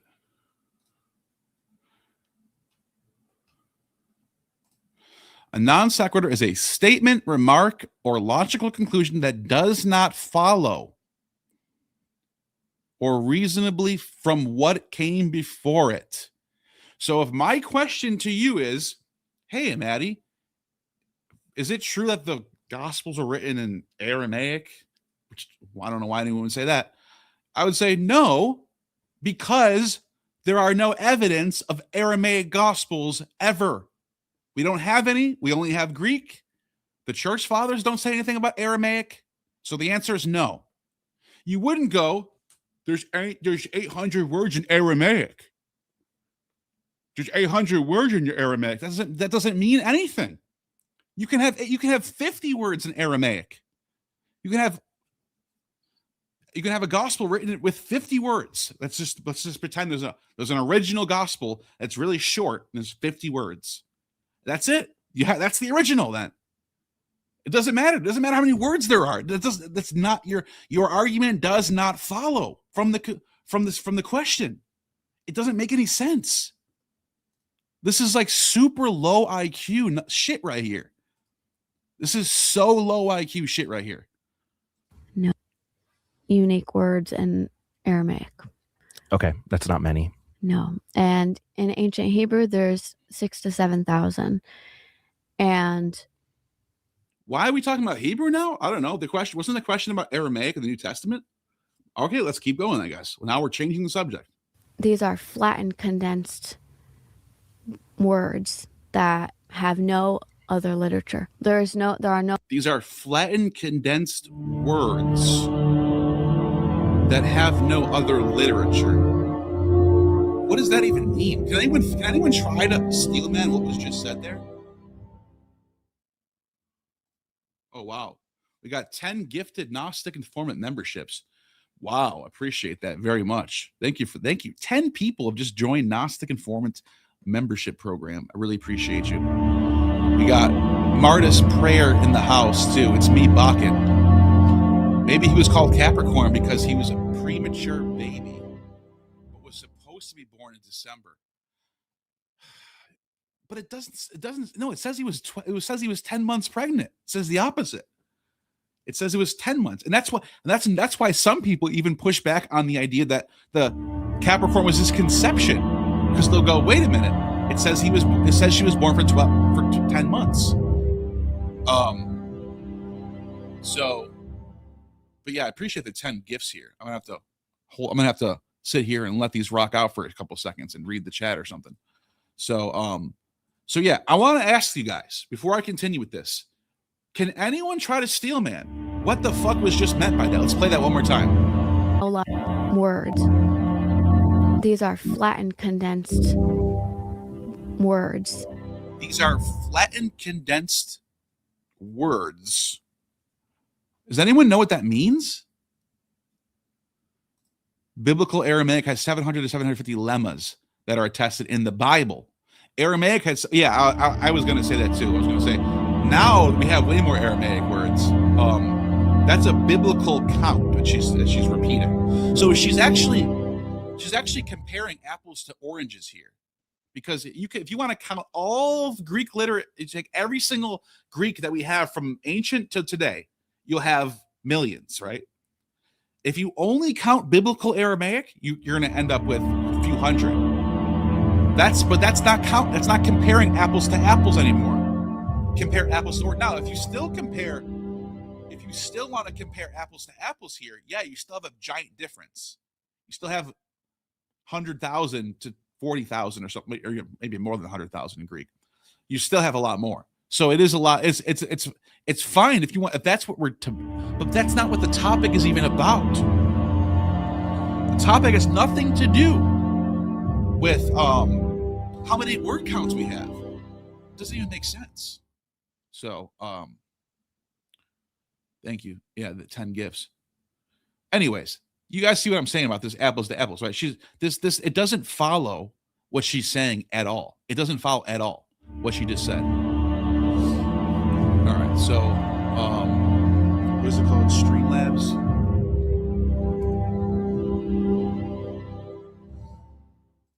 I think there should be one more of those going.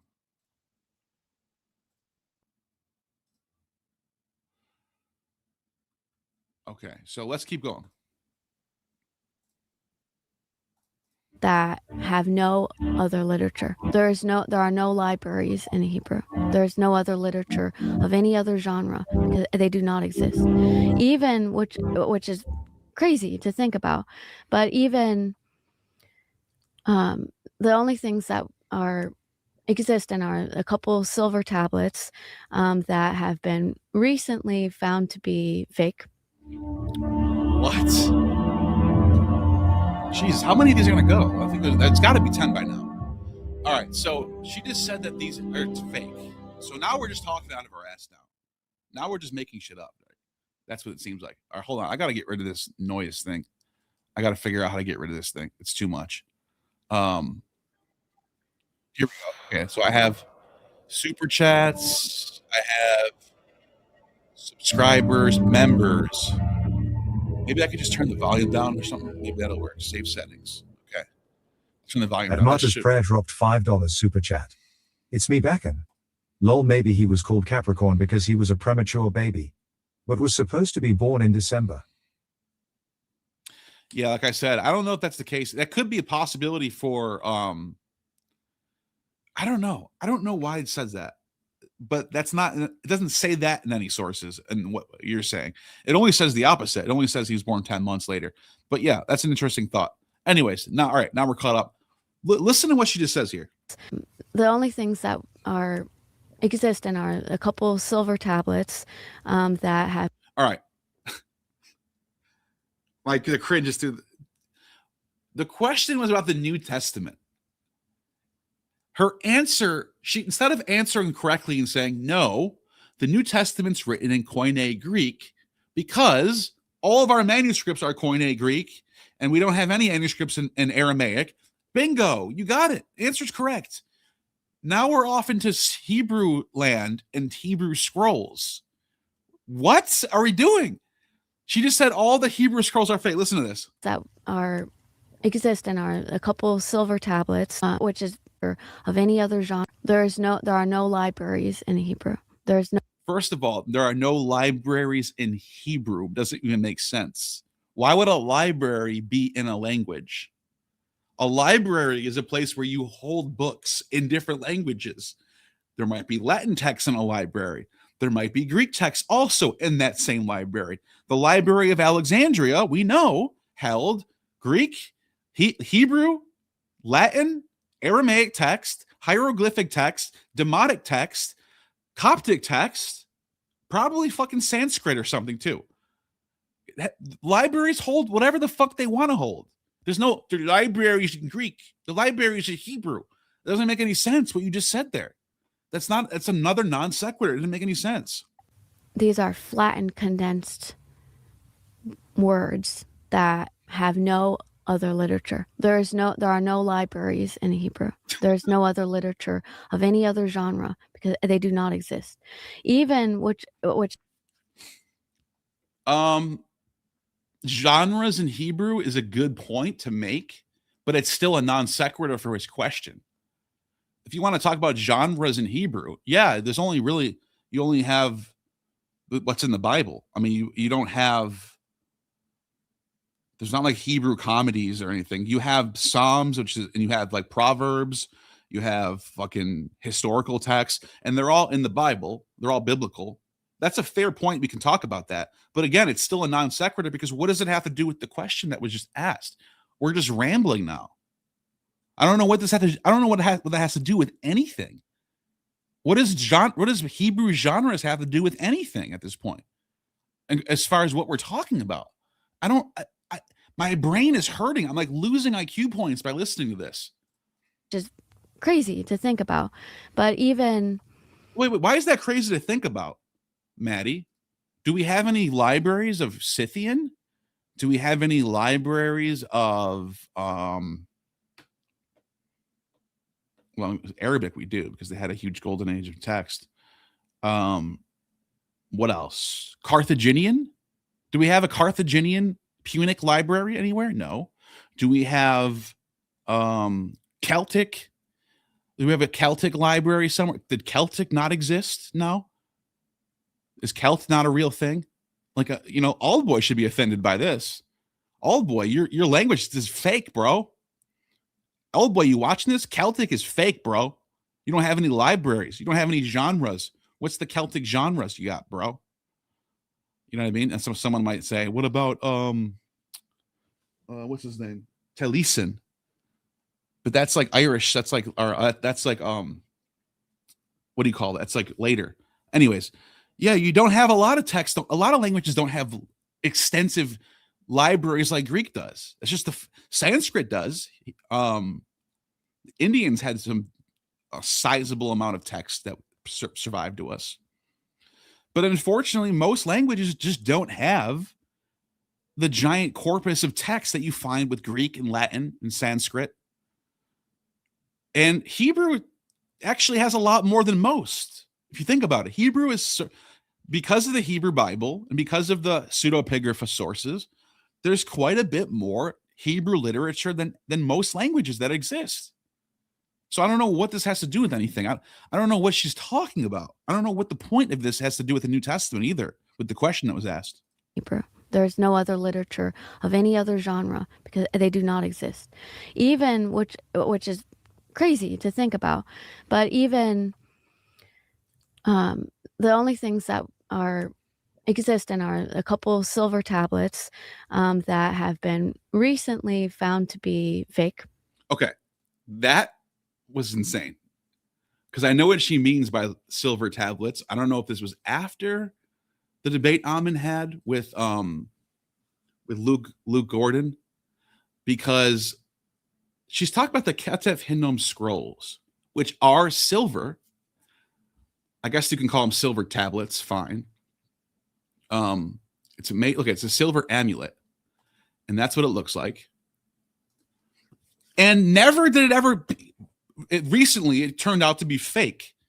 Where did you get that from? I've never heard that before. You're the first person to ever say that. Is this something that some scholar told you, or is it some fucking douchebag on Discord who pretends to know Greek but doesn't? Probably the latter. Probably some guy who just uses AI all day to get shit that he wants. Because it's written in fucking Hebrew. This is a Hebrew text. Sorry. I don't know. I know you want Hebrew to not exist, but it does. It's written with Paleo Hebrew script. This is a Hebrew text. It's got a blessing of Yahweh in it. Now, I won't say that. Some people want to say this is a biblical manuscript. I don't think that. I think that's pushing it way too far. All it is, this is what it says: Yahweh, the covenant, it's all ripped up. Graciousness towards those who love him, those who keep his commandments. I don't even think his commandments is even on the text. It's just, see how it's got this? Those who keep, it's all it is. The eternal blessing more than any. The redemption is in him, for Yahweh is our restorer, blah, blah, blah, blah, blah. Now, some people have pointed out it has a lot of parallels to Exodus, Deuteronomy, Daniel, Nehemiah, keeping covenant and mercy, those things. And those are all fair points. But I don't think you can say that that makes this a Hebrew manuscript. However, I'm sorry, a biblical manuscript. However, it is a Hebrew text. This is Hebrew. And it's not fake. Manny just lied there. She just blatantly lied on this podcast to try to get over. I don't know, to try to. That's so when you have to resort to lying to keep your narrative afloat, fuck you. Seriously, you're the worst type of person out there. You're no better than the Christians that you're trying to defeat. In fact, you're below them now. When you have to lie, when you have to make shit up and lie to further your own agenda, you are dirt. You don't deserve any respect at all. If you lie to people to further your agenda, you are below the dirt at this point. Fuck you. You're a liar. You don't deserve any respect anymore. Listen to how bad she just lies right there. Tablets that have been recently found to be fake. Where has that ever been said that these are fake? You just made that up. Seriously, this is like disgusting. They're just making shit up at this point. Or in Phoenician. It's not Phoenician, because Phoenician and Punic has a different way of writing. It's the same it's the same alphabet. And now they don't know. So her friends in the Discord, they don't know that script and language are two different things. Ammon knows this. So you'll never see Ammon say this. You're only going to see his stupid, dumb minions like that Josh kid. It's Phoenician. He thinks the Dead Sea Scrolls are Phoenician. Because of the script. Because of the script. That would be like saying English is Latin. Seriously. What's the difference between English and Latin?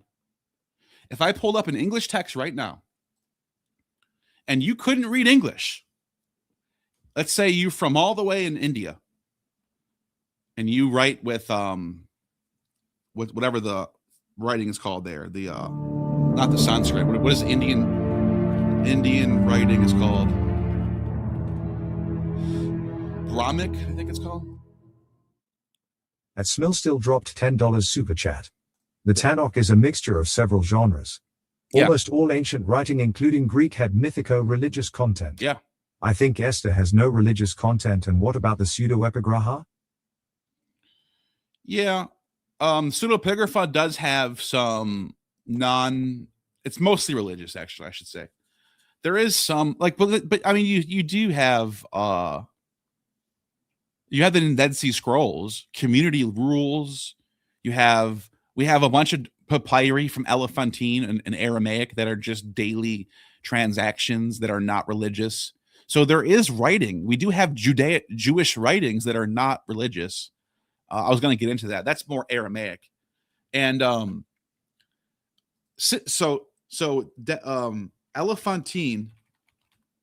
Elephantine scrolls. I don't think Maddie even knows this, but these are older. These are way older than the Septuagint, and these are Aramaic texts that we have from Egypt. Hundreds of these. Look at, there's this one from 449 BCE. It's a marriage document, really well preserved. Here's another one, property sale document from 437 BCE. You can see, look, oh, is that Phoenician? Because under your logic, that's Phoenician. It looks exactly the same. You can't show script and determine what language it is. You have to be able to read it, which you can't do, and neither can Ammon. This is Aramaic right here. And Hebrew is different than Aramaic, but they share.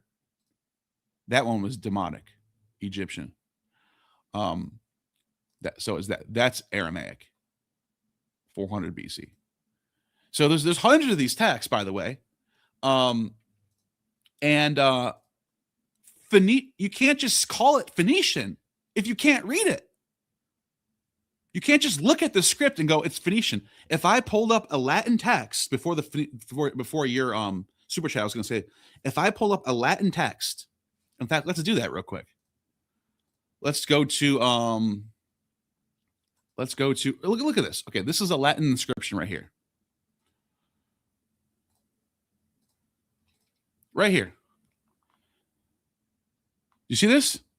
That is the same exact alphabet that English uses. Exactly the same. Everything's exactly the same. Cornelius, Lucius. See, I can read it. Scipio. I don't even know Latin, but I can read it. But I only speak English. Why is that? Because it's the same alphabet, but it's not the same language. It's written in Latin. The same thing goes for these older Paleo-Hebrew texts. They're not using a modern Hebrew alphabet, but they are written in Hebrew, the same exact language that you find in later Hebrew texts. It's not that hard to figure this out, but for some reason, they can't wrap their heads around this. They have to tell themselves that's not Hebrew, it's Phoenician, so that they can keep up their bullshit worldview. It's kind of fucking sad if you think about it. Like they look pathetic. They look so bad. Like no one will ever buy this unless they're sub 70 IQ. You cannot. This is not convincing. Recently found to be fake. No. Or in Phoenician, which is a proto, language. So proto language. Atmatis Prayer dropped $2 super chat. How close are Aramaic, Arabic, Chaldean, and Hebrew? Well, Chaldean is way, way different than Hebrew and Aramaic. But it does have a lot of cognates. I guess it'd be like comparing German to English. They're both from the same family of language. Germanic and English are both from the same family, but you can't just read. If you're a Chaldean speaker, you wouldn't understand Hebrew. You wouldn't just be like, oh, I can understand what he's saying. You wouldn't. It'd be hard and difficult to understand it. But they're from the same linguistic family, so they have a lot of cognates. Arabic and Aramaic are a lot closer to each other. Or I'm sorry, Aramaic and Hebrew are a lot closer to each other. There'd probably be a lot more understanding between those two. That I would say would be more comparable to like Spanish and Italian.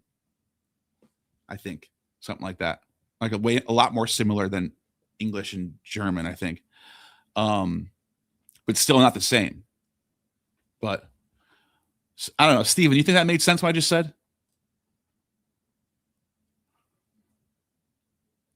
But anyways, yeah, it's they're not the same languages. They use the same writing style or writing script.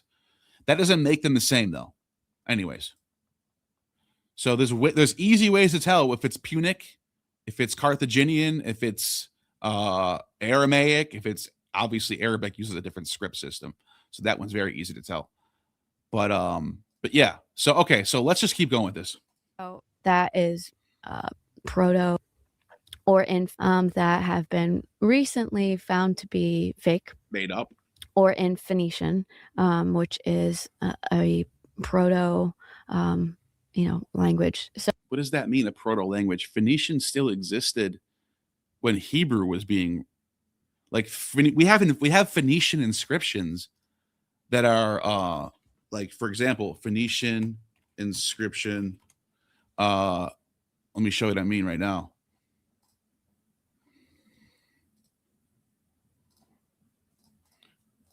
This is not a proto. This is not like I think she was going to say proto Hebrew or something, which is not true. They're different. Like this, look at it uses. Let's see how it uses the same script. You can see it looks exactly the same. If you pulled up a Dead Sea Scroll and put it next to this, you would see it looks very similar. Very similar. Obviously not exactly the same. That's a lot older. But if you took the same, you see what I'm saying. It's using the same script. Let's see.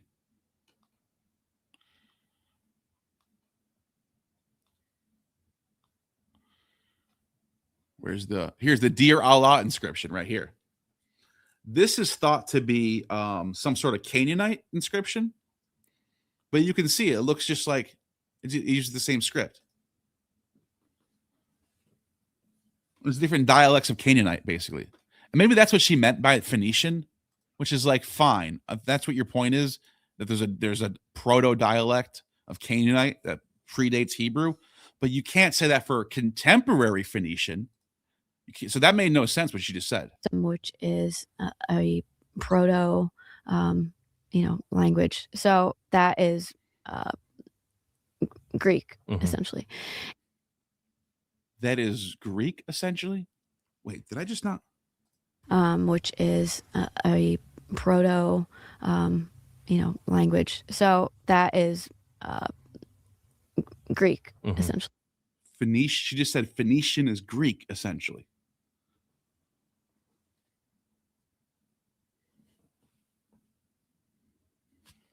All right, let's do this.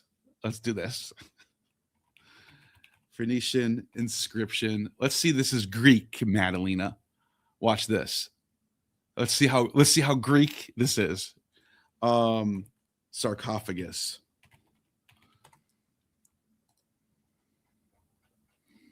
Here we go.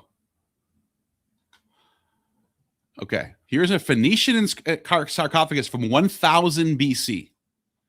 Let's see how Greek this is. Let's see if Ammon can. I bet you Ammon can read this, right? Ammon knows ancient Greek, right? Can Ammon read this? Can he? Does he know what that means? Right there. Can you read that? Is that Greek? Totally Greek, right? Totally Greek. Totally Cadmean, right? Totally Cadmean. Cadmus, right? Totally Greek. I mean, this is Cadmean because this is what Phoenician, this is what he described as Cadmean. But this is Greek, right? So what does this say? Rin, Zipil, Plus, Bin, Herm, Milk, Gibble? Oh, I forgot. There's no vowels. Oh, is it just Greek without vowels, Maddie? Is that what you're saying? Is that what you're saying? Because this literally says Aaron, Alpha, Resh, Nu, none, Aaron, and then it says, I think it says Pulse or something like that. And then it says, and then you have the word Melech right here. That means king. Gebal. Melech Gebal. Melech Gebal right there. Is that a Greek word that I just said that? I thought, what's the word for Greek? What's the word for a king in Greek, Maddie? Is it Melech? Is that the word for king in Greek? Because that's the word for king in Phoenician. That's the word for king. It's also the word for king in Hebrew. Believe it or not. So what do you mean it's fucking Greek? What are you talking about? Look at this. Is this Greek? What does this even say? I bet you none of you can read this. All of you Discord people on Ammon Hillman Discord, can you read this? Is this Greek? Did Cadmus invent the Greek alphabet and give you this? Huh, Josh? Is this Greek to you? Are you that low IQ that you didn't think that that's going to be a problem for your theory? That when you establish that Cadmus invented Greek, that you have to now explain where all of this came from that predates any Greek inscription? Because you can't find a single Greek inscription that predates this, let alone 800 BC. Homer's the first. Is there any Greek text before Homer? Can you name one? But I can show you Phoenician texts from 1000 BC. So why are you making up shit? Why are you so desperate? So desperate to fight against the Bible that you have to lie? I want no part in that low IQ shit. You guys can go do that in your own fucking corner. It's nonsense. All right, let's keep going. And yeah, so Hebrew doesn't have any of these other genres, and there's nothing to refer to, but also histories were extremely documented in 4th century BC, 6th century, 5th, and the histories were extremely documented in the 4th century BC, in the 6th, 5th. Okay. All right. Just say the classical period. I don't know. What was all that about? Documenting all these different types, groups of people that are living in the area where Hebrews would be. Okay, what? So there's people documenting, there's people from the 4th, 6th, and 5th century documenting all these people from where Hebrews would be. Let's play that one more time. That are living in the area where Hebrews would be. But there is no mention of the word Hebrew, no mention of Judea, no mention of Israel.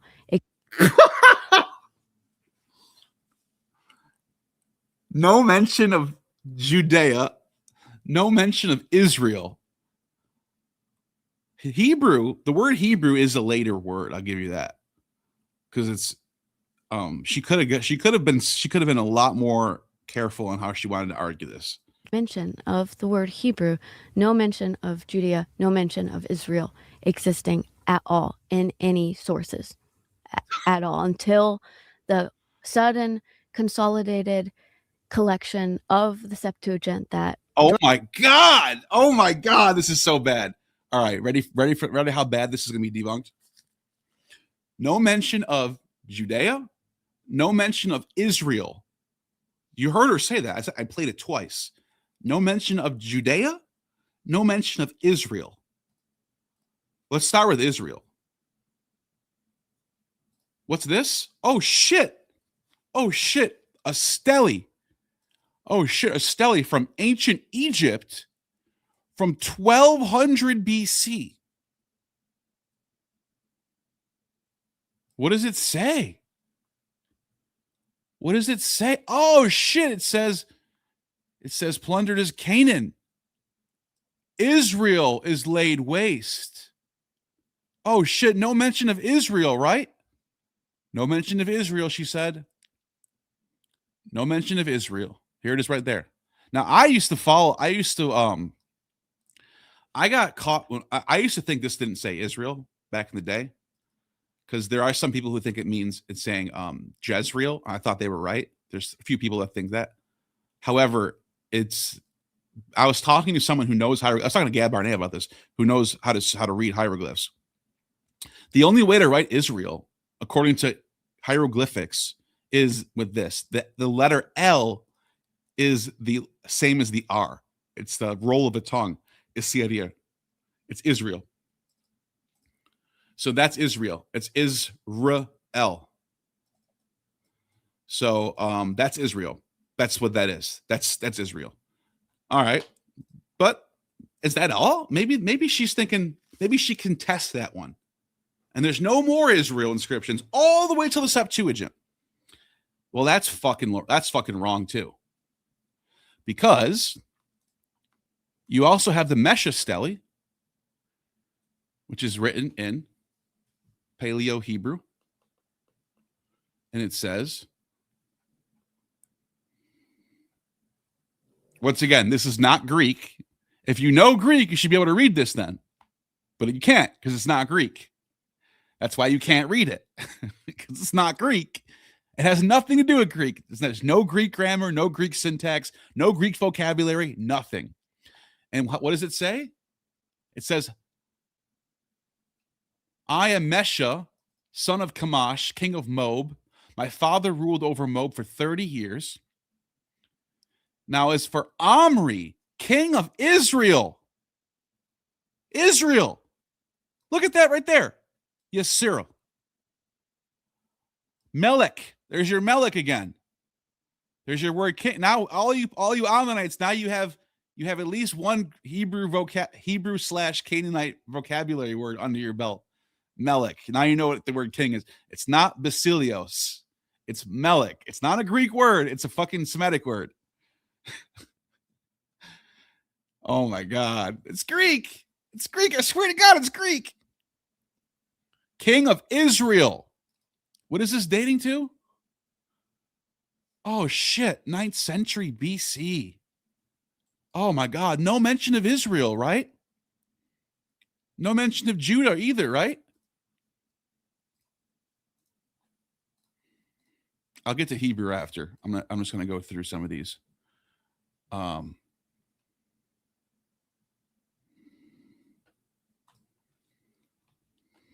So let's go to the next one.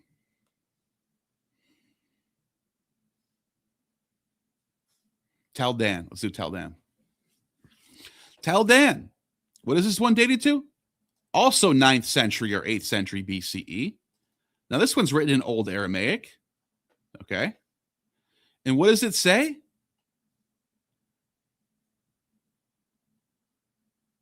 At the time of King Hazael of Aram went up, fought against Gath, took it.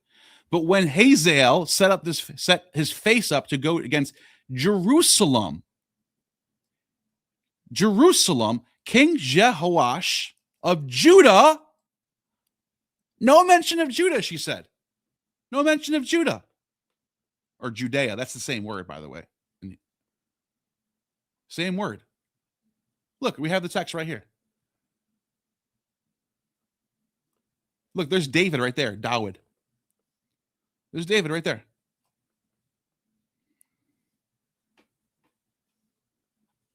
Look at this. The translation is, look at this. Riots and thousands of horsemen. I killed Jehoram, son of Ahab. By the way, those are two kings mentioned in the Bible. Two kings mentioned in the Bible, right there. King of Israel. And I killed Ahaziah, from the house of David.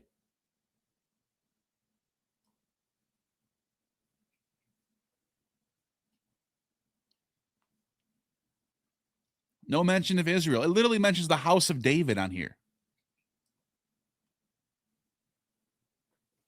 Like, how bad do you have to lie to people?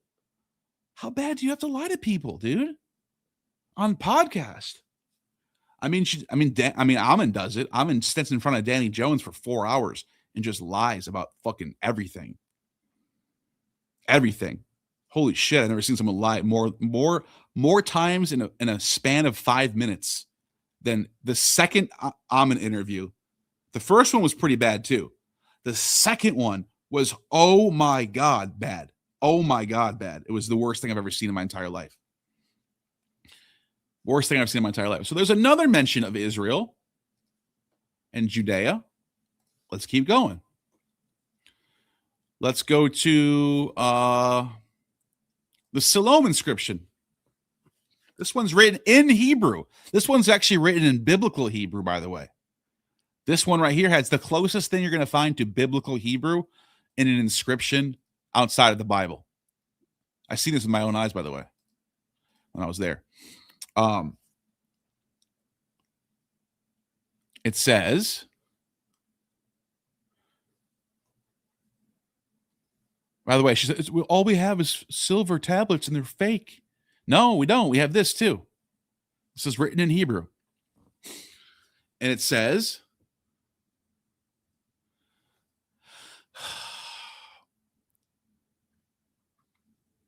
one of my pupils came down the southern side, stumbled over the broken bits of rock and fell in the water. Wait, is that what the text is?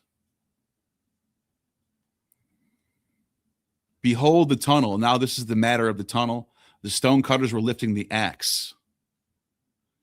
On man towards his neighbor, while there remained 3 cubits to be cut, the voice of a man could be heard calling out to his neighbor, for there had only been its side deviation. Zadah, and the face in the rock face where they were set up and meet. Anyway, it doesn't say anything important, but it's written in Hebrew. It's a Hebrew text. I'm just pointing out that there are Hebrew texts out there. Here's another one, the Gezer calendar. This is from 10th century BC. And it says, oh, it's the calendar. It's the whole calendar. This is the whole calendar that you find in the Bible, by the way. And by the way, this is another thing. This is how you know it was written in Hebrew, not Greek, the Septuagint. When they translate the months, they transliterate these months. They just write out Nisan, Nisan, in Greek. They do the same thing with Adar, Tevet, Elul, Tammuz. They just write it out. Sometimes they don't, though. Sometimes they use they use like Alexandrian months, but a lot of times they transliterate it too. So there's that. There's that one. What else do we got?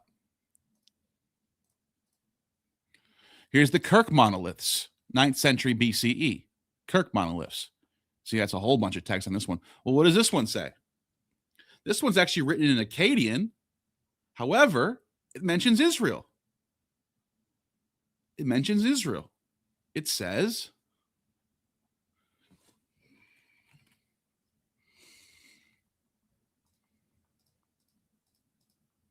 wait, where is it?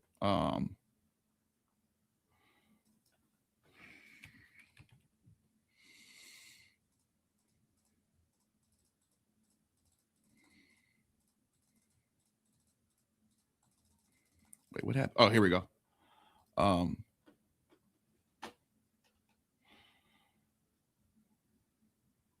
Wait, is that it? No, that's not it. It says King of Israel.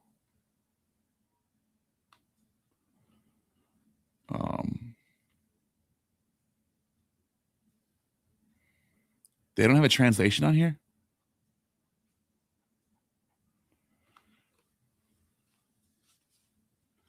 In the year of Dasan, oh, here it is.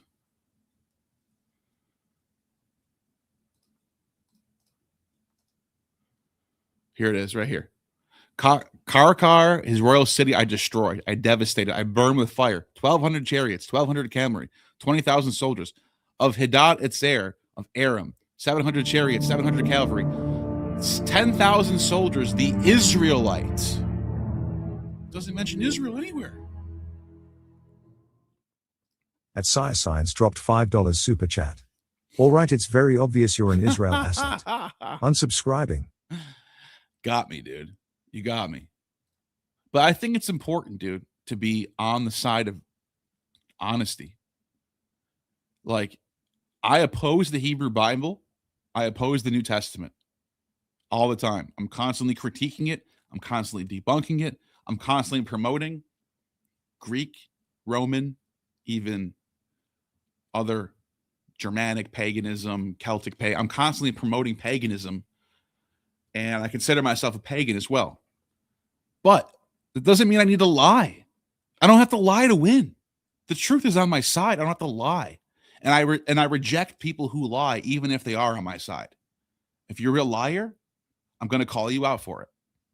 I'm going to correct it. Because I want people to know that the reason why I came to my position isn't from fuckery. I didn't come to my position from bullshitting. I came to my position from following the truth, from being honest, not from fucking around and just making shit up that I want to be true. It's from telling the fucking truth, not making shit up that I want to be true. By the way, that was hilarious. Thank you for that. But yeah, you can see, okay, you get the point. It mentions Israel. It mentions Israel. You also have the King Hezekiah Bola. Now, this is dated to 700 BC, and it's written in Hebrew, and it mentions King Hezekiah of Judah. It says, of Hezekiah, son of Ahaz, king of, there it is again, Melech. There you go. You guys learned a new word today. Melech Yehuda. Is that Greek? Is this fucking Greek, dude? This is like fucking Greek to you, idiots? How bad, how stupid is that? It's all Greek. It's all Greek, guys. It's all Greek. She literally just said that. Let's see what else we got. Is that I think that's good enough for now on the I think I proved to you that Hebrew, Judah and Israelites.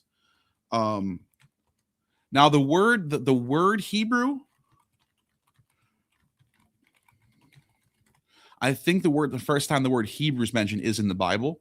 That's a fair point to make. I just wanted to make sure. That is a fair point to make. The word Hebrew doesn't seem to be a word that's used to describe any type of people. We don't find that. At least we don't have it. It could have been. It could have been out there. I know that there's what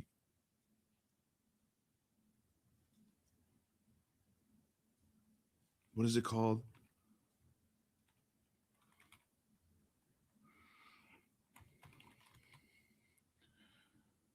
Oh, there's a term that I forgot the word. You guys might know what I'm thinking of. There's a term for like nomads. Apiru. So you read my mind, dude. You read my mind. So I don't know if this is the origin for Hebrew, and I think most people reject this. But I do want to bring it up just to show people that there was a word that people understood for nomadic people in the Near East as Habiru. And I don't think this is the origin for Hebrew.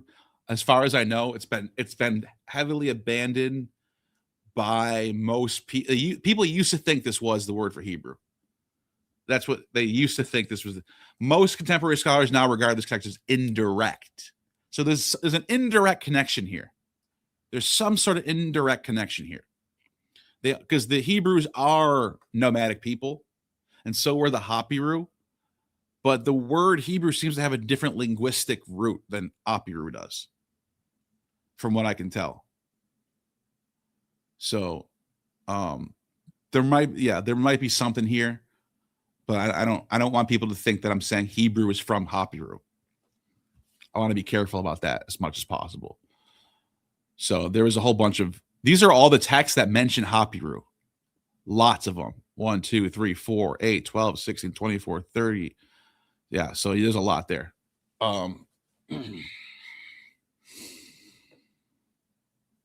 it's all over the Middle East. So there might be something there. There might be some connection between Hebrew and Hapiru.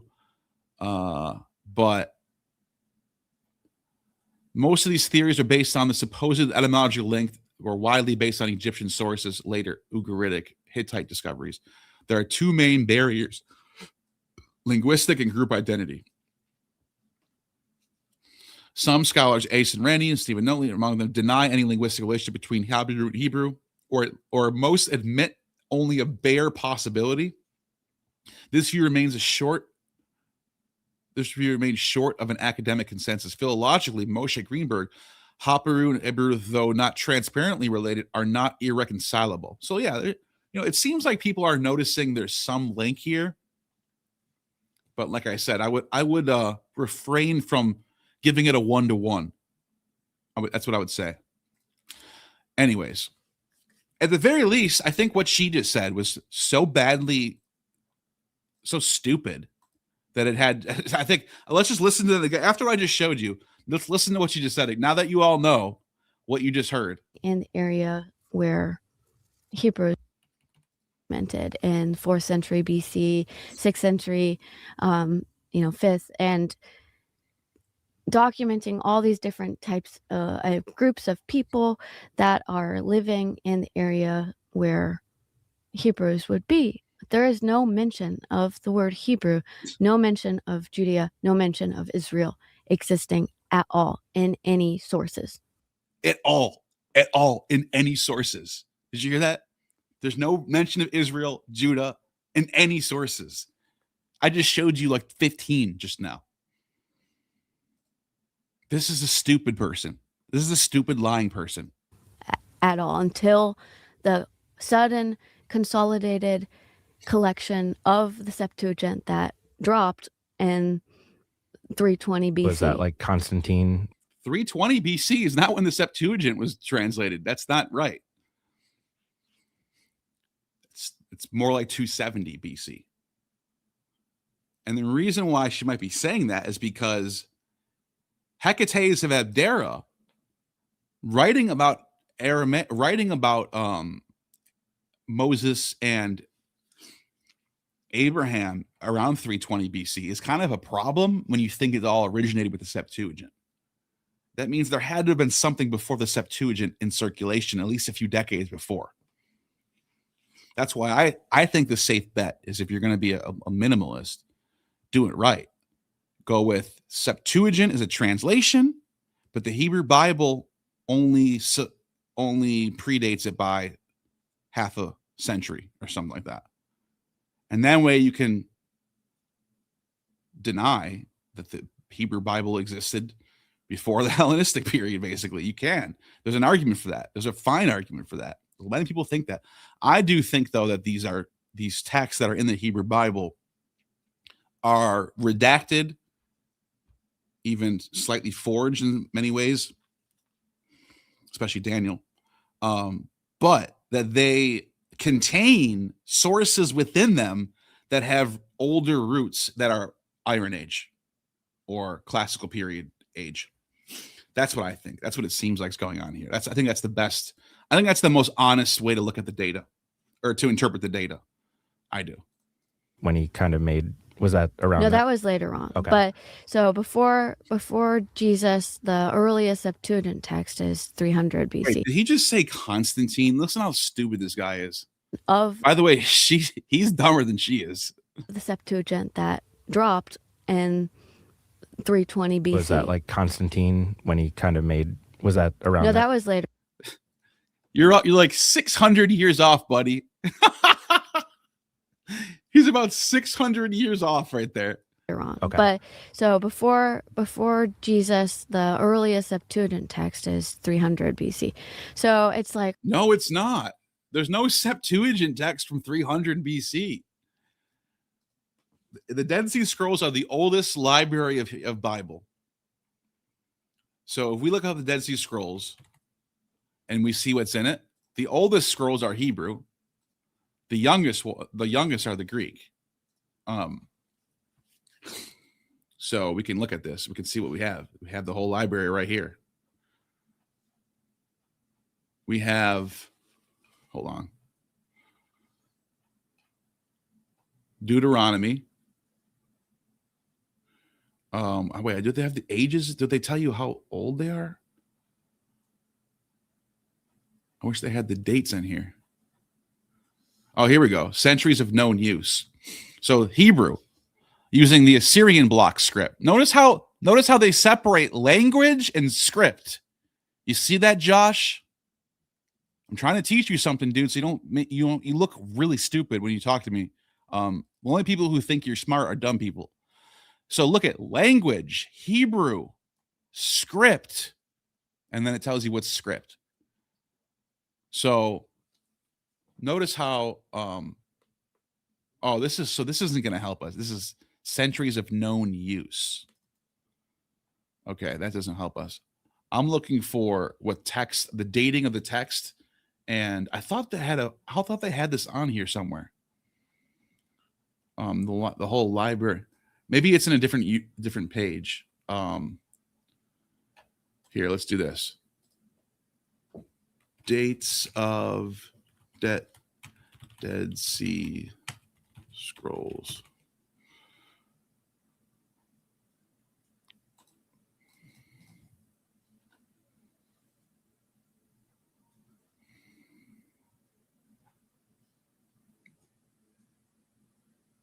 That doesn't help us at all. List of there's got to be a list of Dead Sea Scrolls somewhere. I've seen these. Oh, here we go. List of Dead Sea Scrolls. All right, so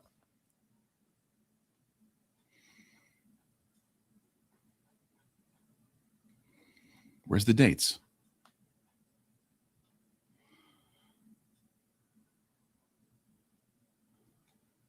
What? That's all it says, is just who makes these Wikipedia pages. I don't know. Maybe Cross Bible has this actually. Let me just go to Cross Bible.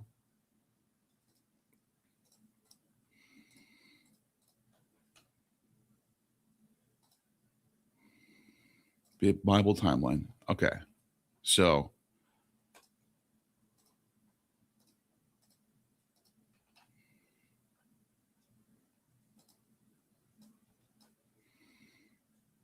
whoops. Okay, so you can see right here. 400 BC. These are protos. That's not anything. So the first Septuagint manuscript, Dead Sea Scrolls right here. I don't think he has them actually listed though. No, he doesn't. Anyways, you guys can find this on your own, I guess. When you go to the Dead Sea Scrolls, you'll see the oldest ones are in the 3rd century. There's only very few that go back that far. And then you start getting more and more. The closer you get to the 1st century, it starts coming a lot more. You get more Greek. You start getting more Greek.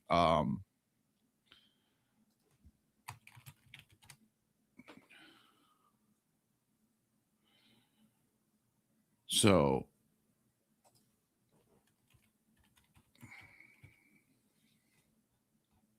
let's see if I can find this real quick.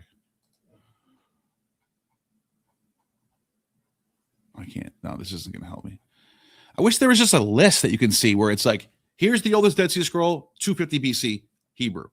Here's the second one, 150 BC, Greek. Or something, you know what I mean? Like, I wish there was something like that I can point to right now and show you guys, but I guess that's not a thing, I guess. I guess that's not a thing. Oh, I'm an idiot. I got to press show. I'm such an idiot. Okay. So let me share my screen again.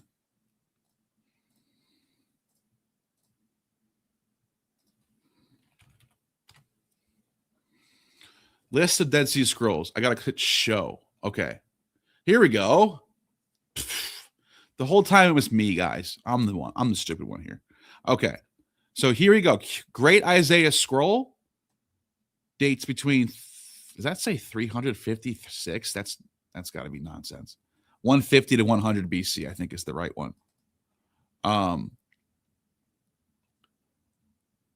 Book of Isaiah, Hasmonean, Herodian. You can see right here, 1st century BC. And then you get a Genesis Apocryphon, Aramaic, 25 BCE. Let's see if we can find any Greek ones. Let's see if we can find any Hebrew. Let's see. Hebrew. Hebrew.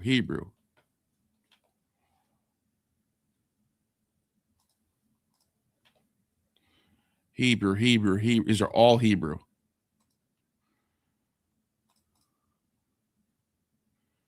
So more Hebrew. All Hebrew.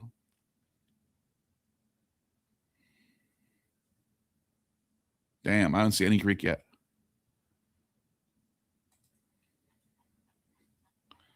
Jeez, there's a lot of Hebrew text in the Dead Sea Scrolls. Let's see this one. Hebrew, more Hebrew. Here we go. Greek. Septuagint. Is there a date?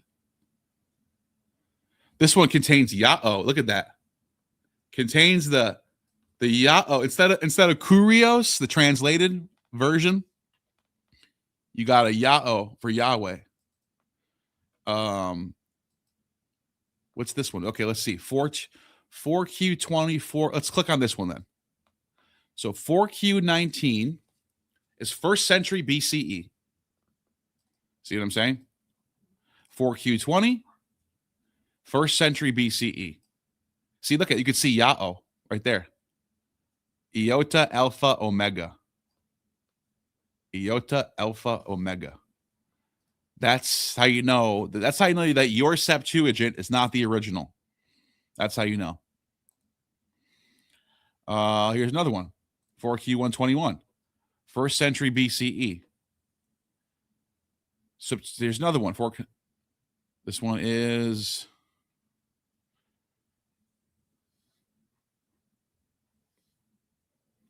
second century BCE. Okay. Greek. Okay, Greek. Let's go, Greek. Here's another one, 4127. That's all it is a little tiny chunk right there. And it is 1st century BCE. You get the point, guys. Most of it's Hebrew. Some of it goes back to 3rd. Very few of it goes back to 3rd. Most of it's 1st century BC. So I think that solves that. think that solves that. Let's keep going. Okay, what there's nothing else to refer to when it comes to Hebrew, and that's just like mind blowing to me, because when I approach this, I'm approaching it from the, I'm studying it from the point of view as if it were originally written in Greek. Of course you are. No one's surprised about that. You're not. Instead of, hey, I approach it with an open mind, and whatever the truth is, I follow it. I approach it with, it's already written in Greek first. I'm just gonna assume it's Greek first. I'm just gonna, boom, Greek first. Of course you think that's true then. You just admitted that you have no methodology at all. You have horrible methodology. You just admitted that. Okay, let's keep going. But also I'm open to being wrong. Right? Oh, are you? Are you sure about that? I just have a feeling that you're not open to being wrong. Let's, okay. Right. I'm open to, being disproven or, being shown in text. Like, you've just been shown, not only by me when you came on my channel, that you have no sources for all the bullshit that you guys push about little kids and stuff and divination using children, but also you just been shown right now in this live stream that you said there's no mention of Judah or Israel. And I just gave like 15 different sources, or that Hebrew didn't exist, that it's fake. And it's really just Phoenician, which is Greek, you said. So I don't think you're out there trying to find the truth and willing to be wrong. I think you just live in your own world. You live in La La Land, little Datoraville. Maybe this is not correct. But for now, as I'm studying Greek, I'm focusing, that is my focus, for now. Mm-hmm. So yeah, it's been a while just to see. I think also understanding, those mystery cults and what they were doing paints the whole picture, because, all right, where is she getting this from? Where is she getting these ideas from? Let's go to that. Let's go to this. I was given a screenshot from the Discord, from the cult Discord. And I was laughing my ass off when I saw this, and I wanted to show you this. And it's this crazy guy. Remember that guy who came on my channel? This guy right here. In fact, let me play the clip of this guy who came on my channel, and then we'll read this, where he says, there is no ancient Hebrew. Phoenician is a Greek word. No shit. No shit. They didn't call themselves Phoenician, dumbass. They didn't say, we are Phoenicians, because that's what Greeks called them. They would say, we're Tyrians, we're Sidonians, we're Biblians, or whatever. They're from different cities. They were independently city states. They didn't say, we are Phoenicians. So that's another non sequitur. Dido and her brother ruled Carthage. What does that have to do with anything? Oh my God, this guy's so fucking dumb. And then he says over here, he says, Hebrew letter names never existed. And he's obsessed with this. He tweaks out about this all day long. He tweaks out about this and gets into fights with people, I guess, about this, who think, dude, you're dumb. And they're right. So I got to play this clip. From, where is it? Where did I put it? It's right here. It's in my Google Drive. This is the guy that I'm talking about. This guy is so bad, dude. He's out of his mind. Bet shit. Probably on all types of meds, dude. Crazy. And I know he is. I know he is, because when I kicked him off my stream when he was flipping out over Greek and Hebrew, or Hebrew not existing, he sat on the bottom, because you know how when you kick someone off StreamYard, they go on the bottom and they have to sign off and leave by themselves. He sat down there the whole time for 3 hours. I did a 4-hour stream. He sat there for 3 hours, and I can see him talking. I can see him talking to me. I think he thought I can hear him. And I kept going, dude, I can see you down there. I can see you talking to yourself. I can't hear you. You're not on the stream anymore. And he kept doing it. He kept talking to himself like an insane person. Now watch this clip right here. Same name. Yep. Semitic letter names are 18th century invention. Yeah, Neil, did you know that Semitic letter names are an invention of Egyptologists in the 18th century? Look at his face too. Look how sure he is of himself. He's the great. This is the most Dunning-Kruger I've ever seen in my entire life, by the way. Because now I didn't know off the top of my head when the first time that letter names were ever listed. It's actually in the Hebrew Bible, by the way. And it even shows up in translated Greek in the Septuagint.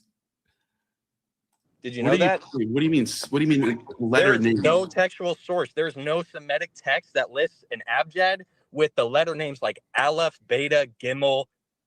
That's made up. That's completely made up by 18th century Egyptologists, Neil. And you neglect that. What are you First of all, when he came on and said this, this is a topic I never talked about ever.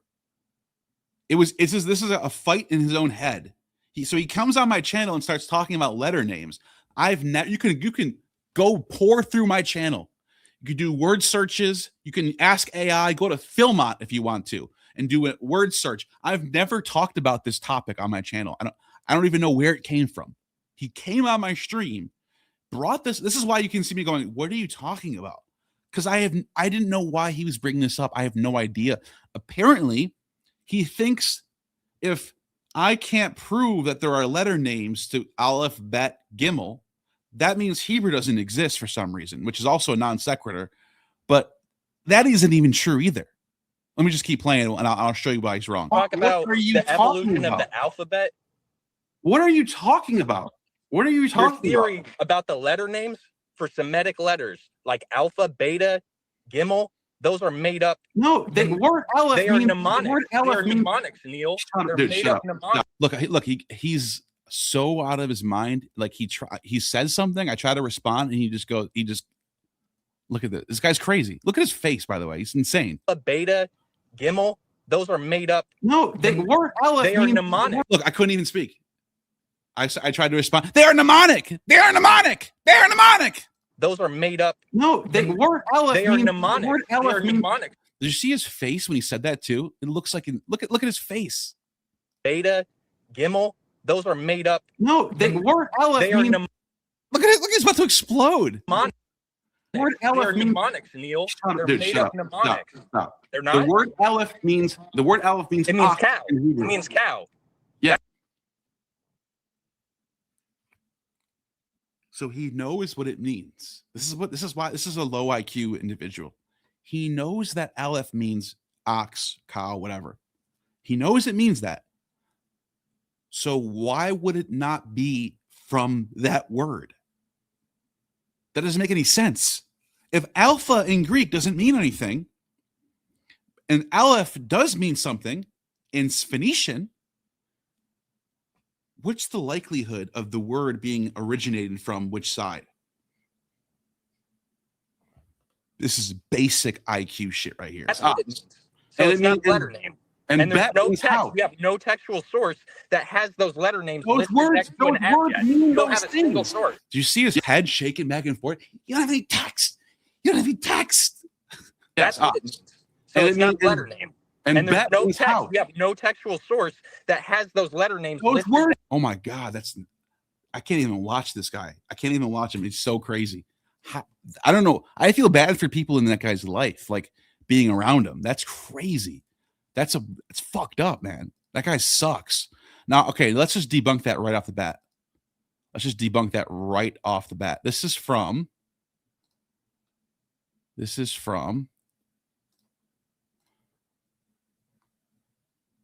watch this. Okay. This is one of the oldest full church manuscripts of the whole Bible. And in Greek, you can see, where did I put it? Did I lose it already?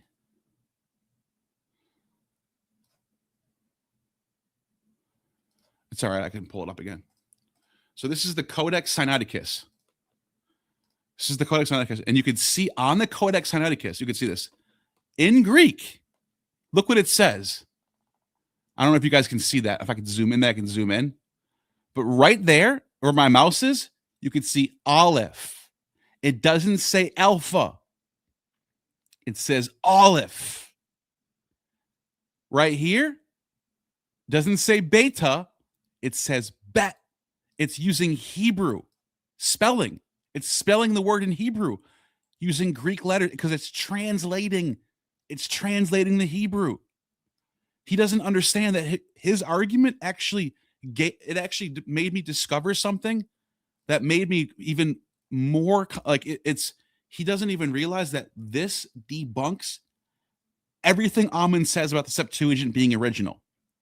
Because why would the original Greeks write Aleph instead of Alpha right here? Why would they write Bet instead of Beta right here? Why would they write Gimel instead of Gamma right here? They do the whole alphabet, by the way. And guess what? They only do 22 letters. They don't do 26. Hebrew has 22 letters in the alphabet. Greek has 26. Why would original Greek authors only use 22 and they keep it exactly in the same order as the Hebrew does? Look at this right here. This is the same exact words that you see right here, just transcribed. So it's not translated. It's not translated right. This is the exact same words as right here. I don't know if you guys can see that. That says Aleph right there. Let me see if I can zoom in. No, I can't. Oh, wait, I could. What just happened? See it? Aleph, A, L, P. Or Phi, I'm sorry. Aleph. And then look at this. Aleph. Look at this. Bet. Look at this. Gimel. It spells out the word Gimel in Greek. Gimel. It's literally spelling the word Gimel, not Gamma. Look at this. Dalet. Not Delta. Are you serious right now? Do you not understand this destroys your whole worldview? Now, let's go to in Psalms as well. The Hebrew Psalms.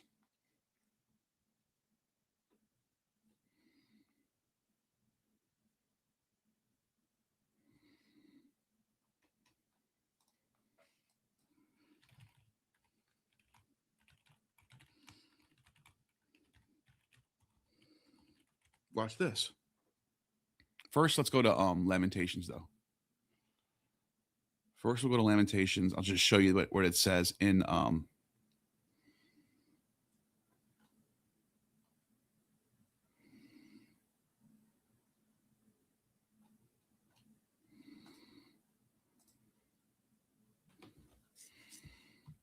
where is it?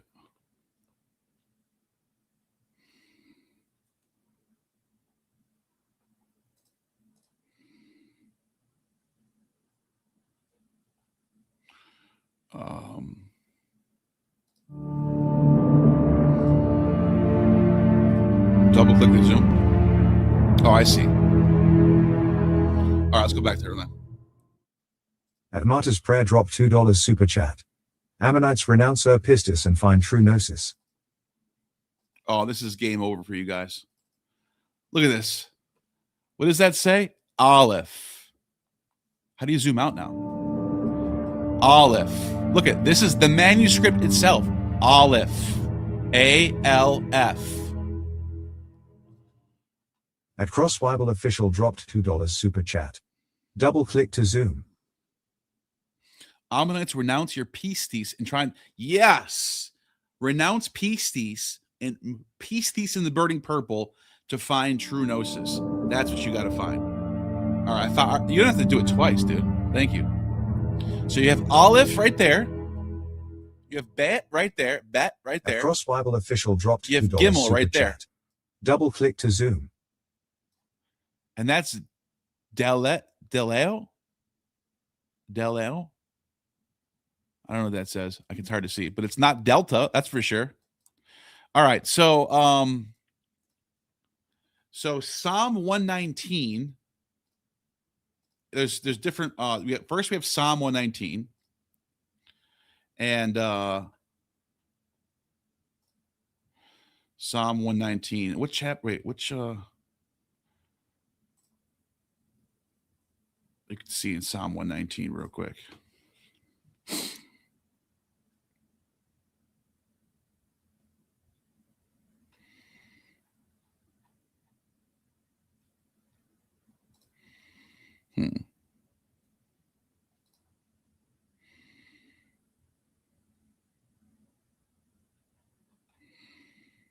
Where'd it go? Look at this. Psalm 119 does this.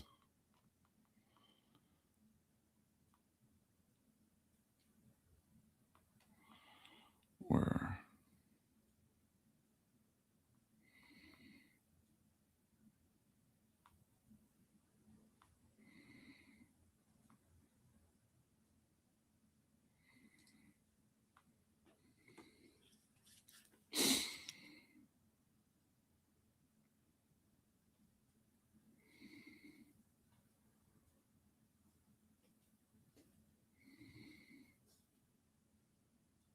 Okay, the reason I want to go to Psalm 19 in a second. First, I wanted to do Lamentations. Wait, which chapters is Lamentations, by the way?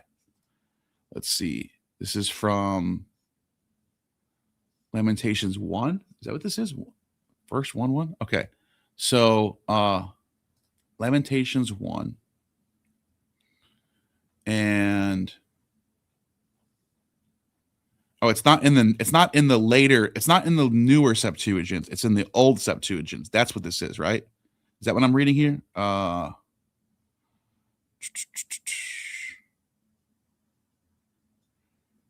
Where's the 1851?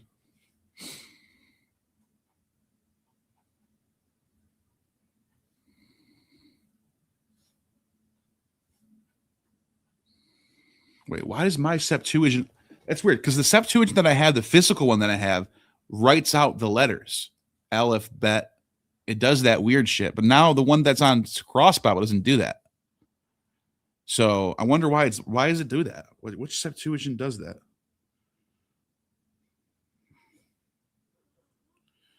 Maybe I just take a picture of it, I guess. Doesn't matter. You just saw that on the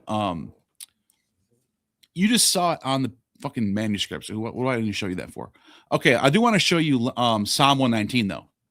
And the reason why is because Psalm 119, you can see Aleph in the King James 1611. Aleph. And what is it doing? Why is it doing that? Why is it saying Aleph? Well, the Greek doesn't have anything to do with any letters, right? But the Hebrew, you can see there's an Aleph there. And every single letter from the first section starts with Aleph, Aleph, Aleph, Aleph, Aleph. And what do you know? The next word starts with Bet. Bet. You can see the King James Bible writes Beth. They don't write Beta, they wrote Beth. And it goes on. Gimel. See Gimel? And guess what? What do you know? It does it exactly in the order of the Hebrew alphabet. And doesn't do anything. It has exactly 26. I'm sorry, 22, not 26. And it ends with tau, not zeta. It ends with tau. So why would they do that? If they're writing from Greek, why would they do that? Doesn't make any sense at all. Doesn't make zero sense at all. It's kind of game over for you at this point. Like, it's literally game over for you at this point. You're done. Stick a fork in you at this point. Like, I don't know what else to do. I don't know why you'd think that this is a original Greek text. All right, let's keep going on that clip then. Let's keep going on that clip. translated the transfiguration. Jesus goes up the mountain, and the mountain that I guess he supposedly went up is Mount Hermon. Well, what is at the top of Mount Hermon during the time of Jesus? It's a grotto to Pan. Well, no, it's the bottom of a mount. No, he didn't go up to the grotto of Pan. He went up on the mountain. We don't. First of all, we don't even know. That's a theory. The text doesn't actually say he went up to Mount Hermon or Mount. Wait, no. The text says it was Mount Hermon. Yes. But the grotto of Pan is wait, I'm trying to think of which one it is. Mount Hermon mentioned in the New Testament. Let's see. Mount Hermon mentioned in the New Testament. Because I used this is actually what she's saying is not totally wrong. I'll tell you why. I'll be fair on this one. So Jesus and his disciples. So Mark 16 or Mark 8, he goes to Caesarea Philippi. That's what it is. Mark 8:27. He goes to Caesarea Philippi, and what is it? I don't think it mentions Mount Hermon though. So I think she's kind of lying here, and I'll tell you why. So it doesn't mention Mount Hermon in any of the text. It mentions Caesarea Philippi. Here's right here. Here's the text she's talking about. It says, Jesus and his disciples went unto the villages around Caesarea Philippi, which is close to where Mount Hermon is. On the way, he asked them, "Who do people say that I am?" So you can see here, they replied, some say this, some say that, right?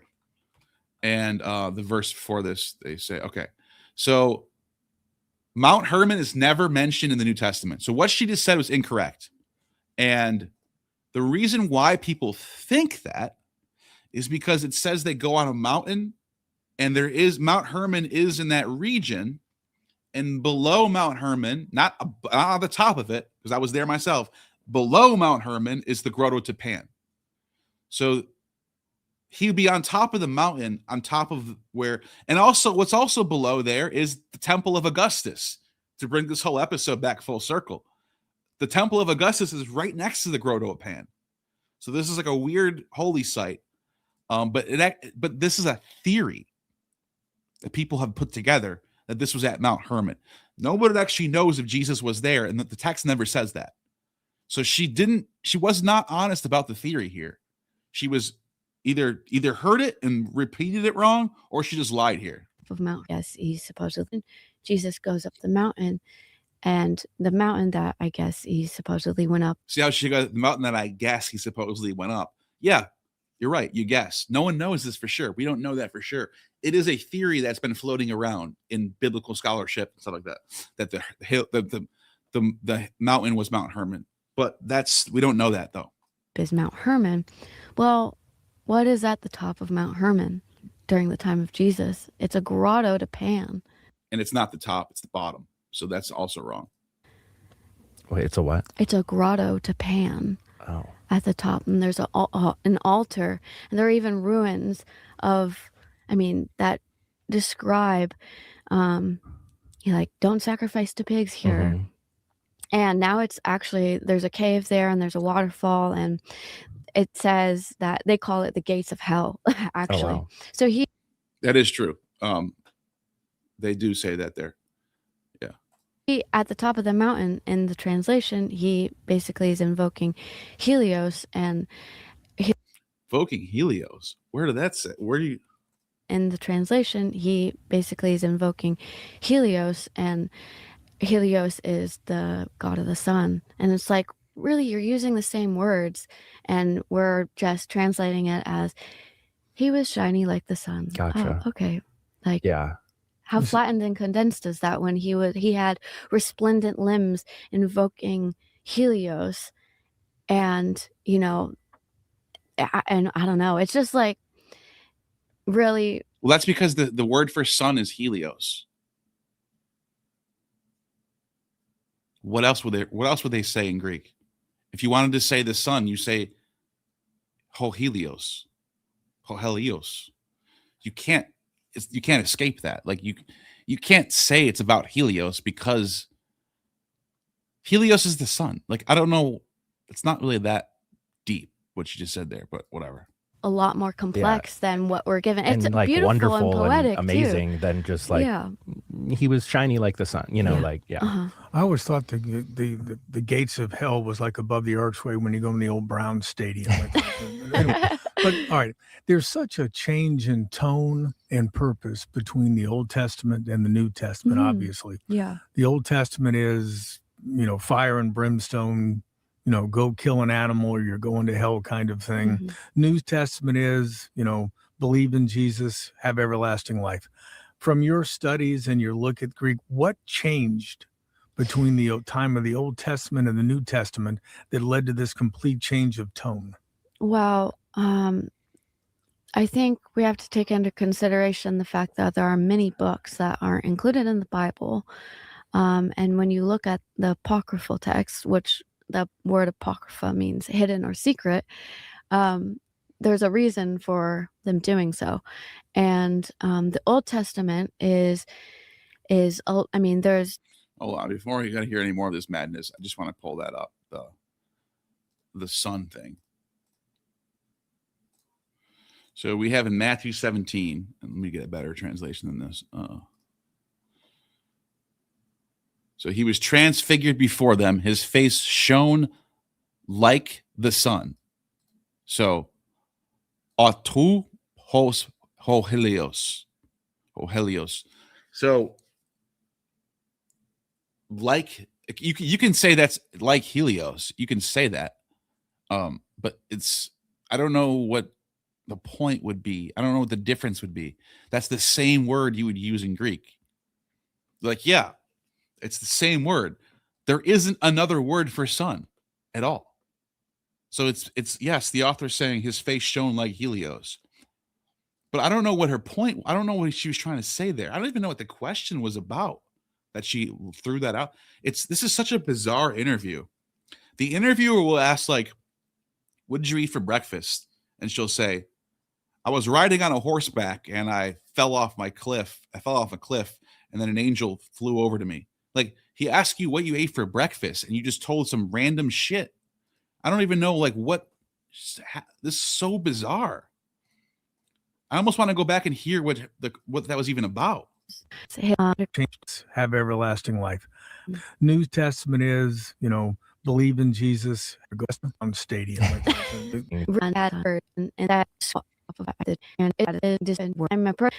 That dropped in 320 BC. Was that like Constantine when he kind of was that around? No, that was later on. Okay. But so before Jesus, the earliest Septuagint text is 300 BC.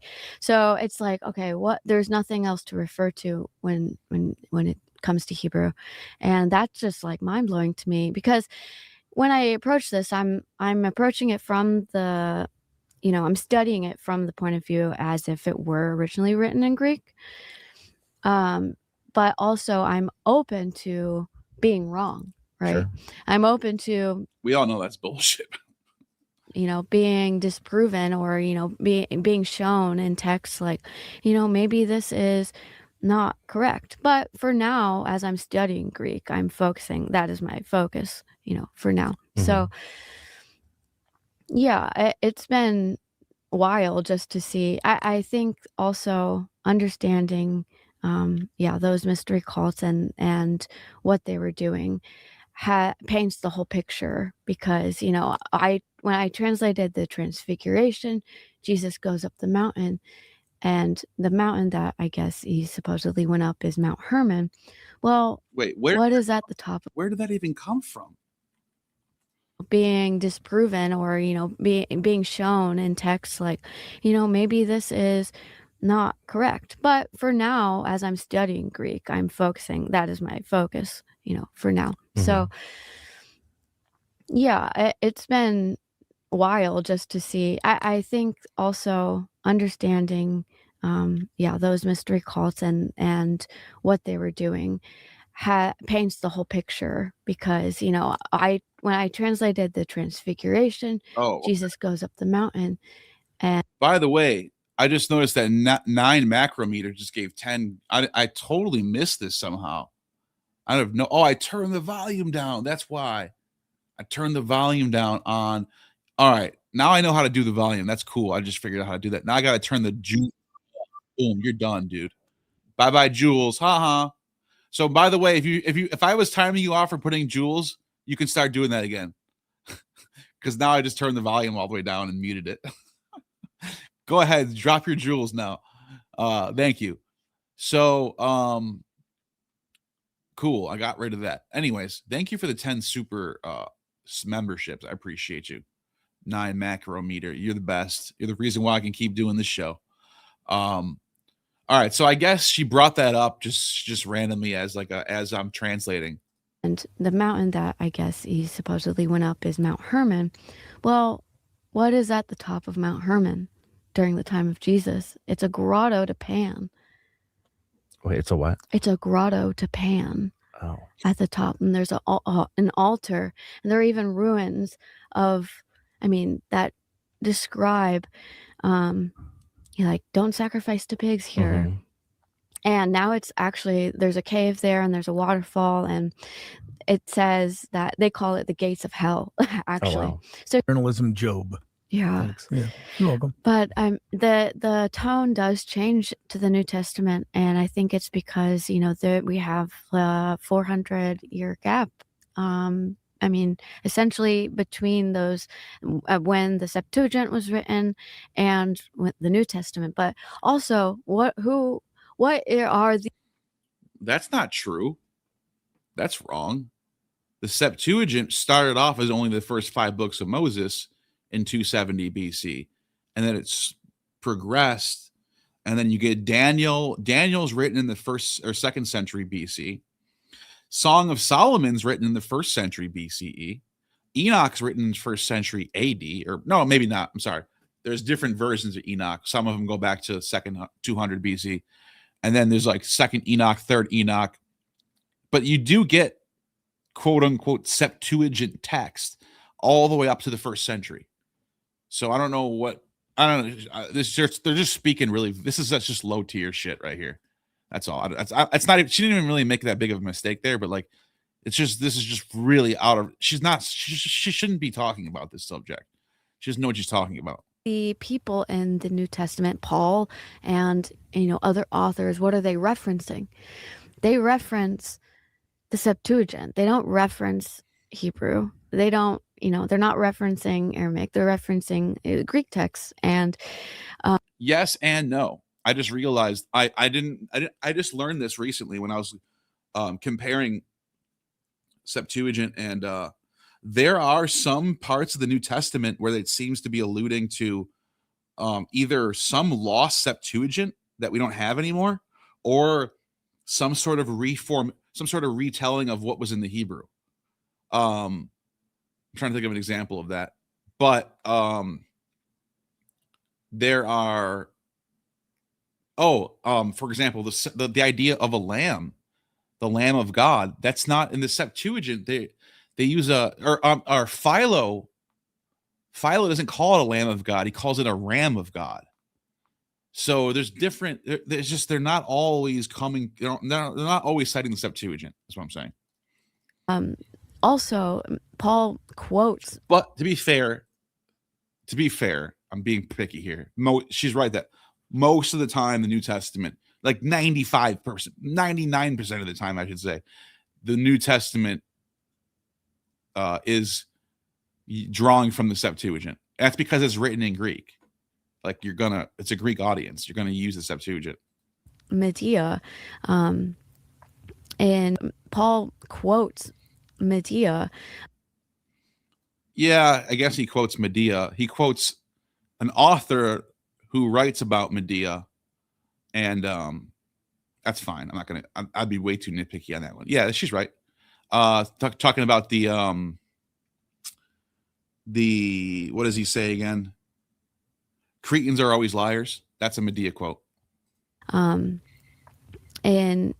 so it's like, okay, they had an education. They understood, philosophers then, and so I've really been studying mostly the book of Matthew, and also what Jesus was doing. And there is a lot that just has been erased. For example, there's a war between the prophets and a priesthood that is underlying, and there is the echidnaic priesthood. It is a worship of the snake goddess and using the snakes. And we see that when Paul gets bit by the snake and he doesn't die. And we see when I hate this shit, dude. I hate people just make up shit they want to be true. Like, it doesn't say Paul was immune to snakes because he took a fucking antidote. It doesn't say that.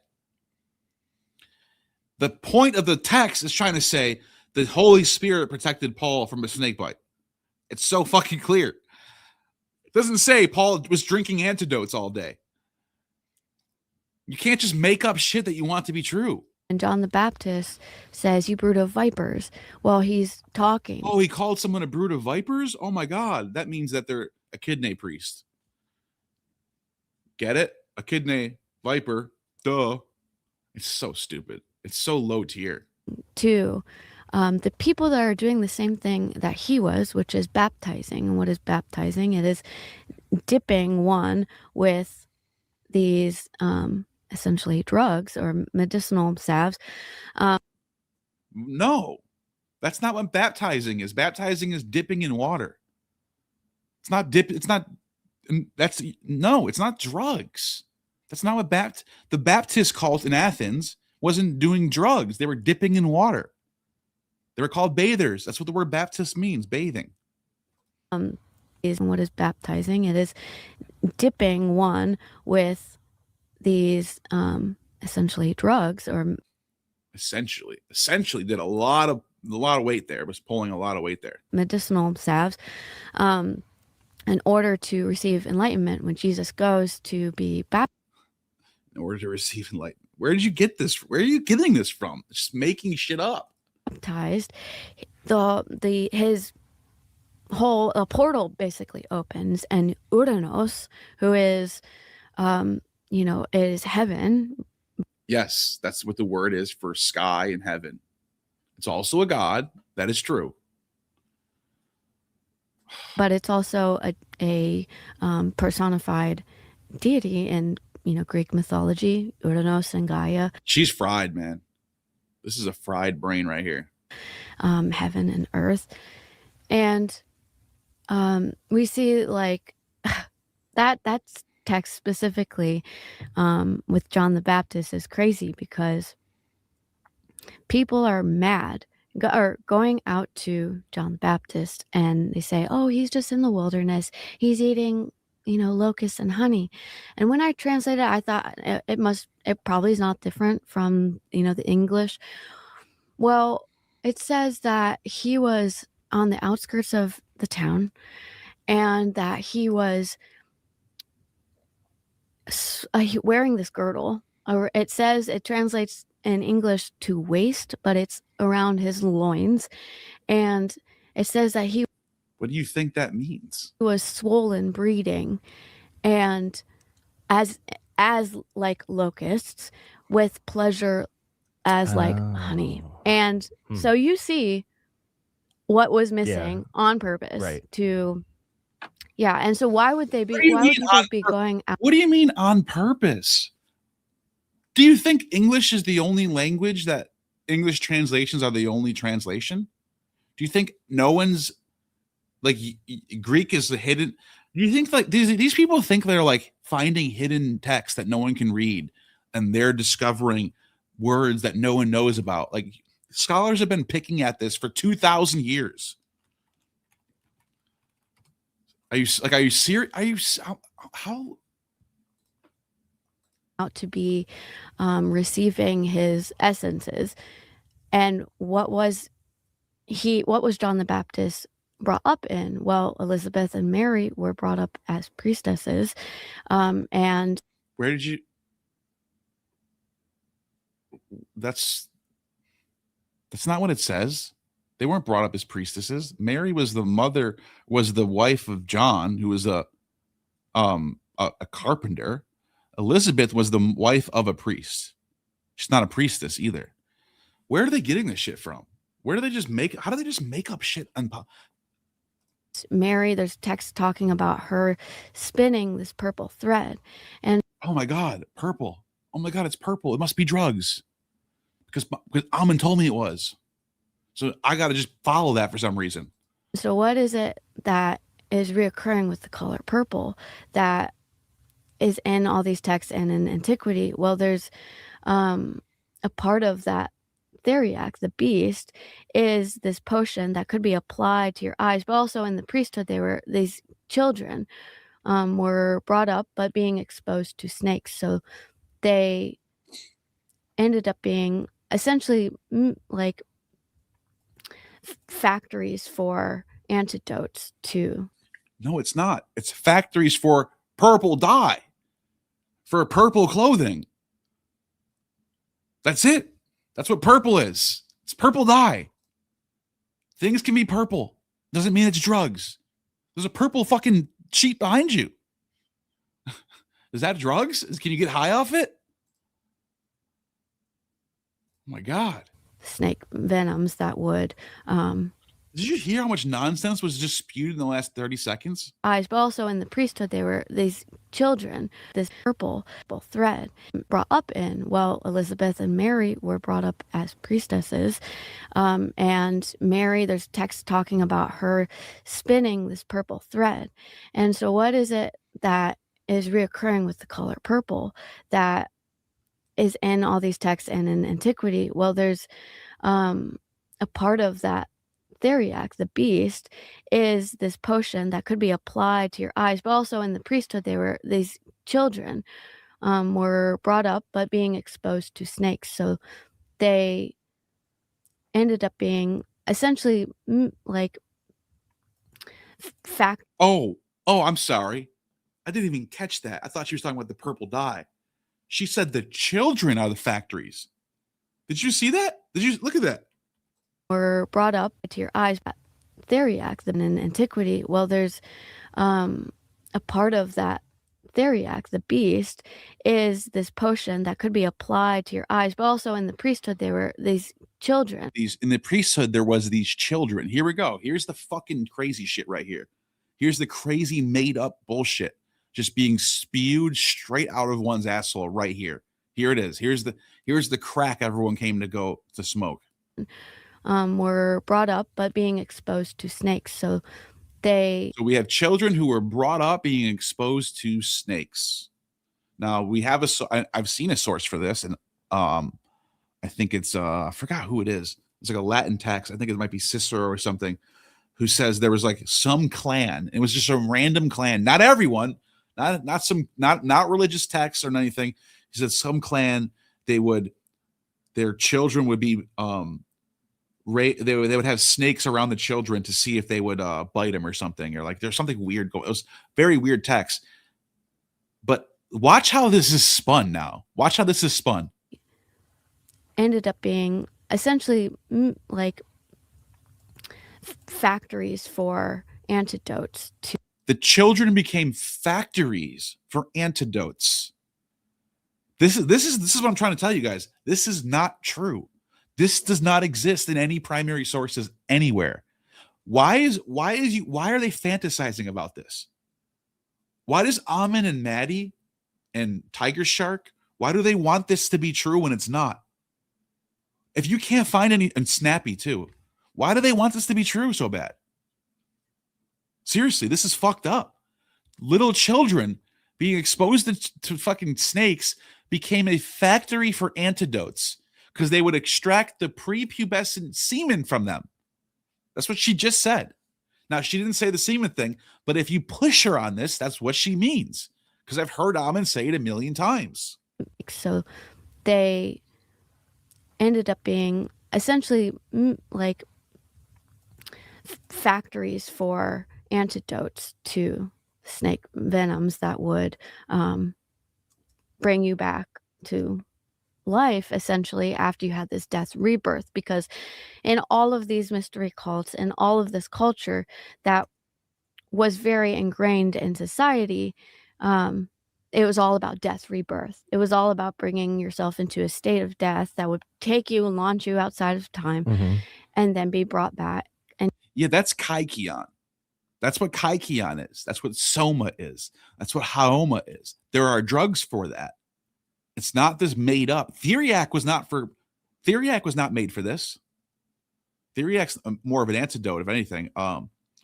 It's like a super drug for everything. What you just said there is nonsense. They don't do that. They don't take. There's no source that says children were used as factories for antidotes. That's not a real thing. You just made that up. that was the born again experience. This is the first description of a sotera. Is that what description is this? How do we go from children being factories to the first description of a sotera? take you and launch you outside of time and then be brought back. And that was the born again experience. This is the first description of a sotera. Is that process, those same substances being used in midwifery.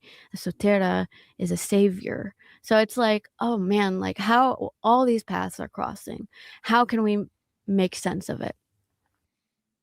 How can you make sense of shit that you just made up? Can you provide a single text like for these guys they're all just buying it too, probably. What can we do about it? Because if these things are true, I mean, then it's wild. And then it's wild. If these things are true, then that's wild. But you guys aren't fighting against this. None of you ever said that before. You only do it when it's Jesus. When Jesus does it, now that's disgusting. I can't believe Jesus did that. And then when it's the mystery cults, all of a sudden you guys all want in. All of a sudden you want to die and you want death and rebirth. That's what David Hooper wrote. David Hooper wrote that all over the Discord. All of you thumbs it up. All of you went and hung out with him. You all chilled with him all day long because you were on the same fucking page as him. By the way, this is the wrong one.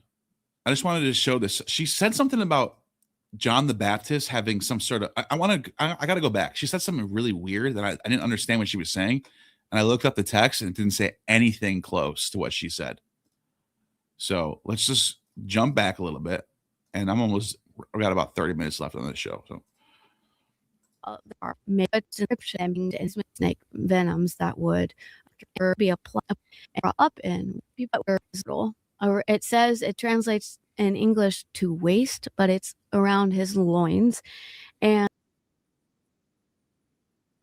whoops.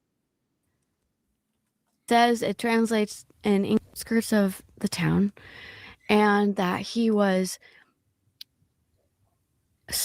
wearing this girdle. Or it says it translates in English to waist, but it's around his loins. And it says that he was swollen breeding. And he was swollen breeding as like locusts, with pleasure as like honey. And that is such a bullshit. You are such a liar, dude. Oh my! I had to hear it again before I pulled up the Greek. This is such bullshit, dude. So it says. So this is. I'm just going to show you the standard translation. That this is from the New American Standard. And then let's look at the Greek, right? Now John himself had a garment of camel's hair and a leather belt around his waist, and his food was locust and wild honey. Now, did you hear what she just said? She just tried to say that this translation's wrong, which means all the scholars are wrong, because the NASB 2020 is the standard translation that is edited by like 50 scholars. I'm not kidding. I was shown how that's worked. It's like they all have, each section of the New Testament has its own translator. And then it goes through an editor, then it goes through another editor, and it goes through another editor. There's a huge fucking process for how the NASB, this is the best translation out there. And all of them decided, all of these people who their entire lives, and I know Ammon brainwashes them. These biblical scholars, they don't know Greek, they don't read Greek. That might be true for a lot of biblical scholars, because I do complain about biblical scholars too, but it's not true for all of them. And I'm telling you, there's hundreds and hundreds, thousands probably, of biblical scholars that are better at Greek than Ammon is. Now, this translation, I don't think there's any really variants that are going to really wildly change this. And let's just hear her one last time, so it's all embedded in our heads of what she thinks this should say. And like he was swollen, bleeding. And well, it's always something disgusting too. It's always some fucking pathetic, disgusting sex, drugs, or something. He's eating, locusts. People are mad. Or going out to John Baptist, and they say, "Oh, he's just in the wilderness. He's eating, locusts and honey." And when I translated, I thought it probably is not different from the English. Well, Maddie's going to come along and translate it in her 4 months of learning Greek, and she's going to overturn all the scholars that ever lived for the last 2,000 years. That's going to happen, right? That makes sense. Let's hear what she says. It says that he was on the outskirts of the town, and that he was wearing this girdle. It says, it translates in English to waist, but it's around his loins.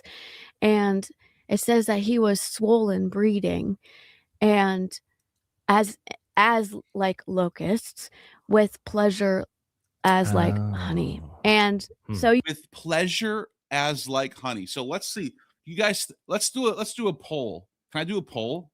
Am I allowed to do polls on here? Let's see. Oh yeah, I could start a poll. Will the word pleasure be in Greek? Will pleasure be in the Greek? Yes or no?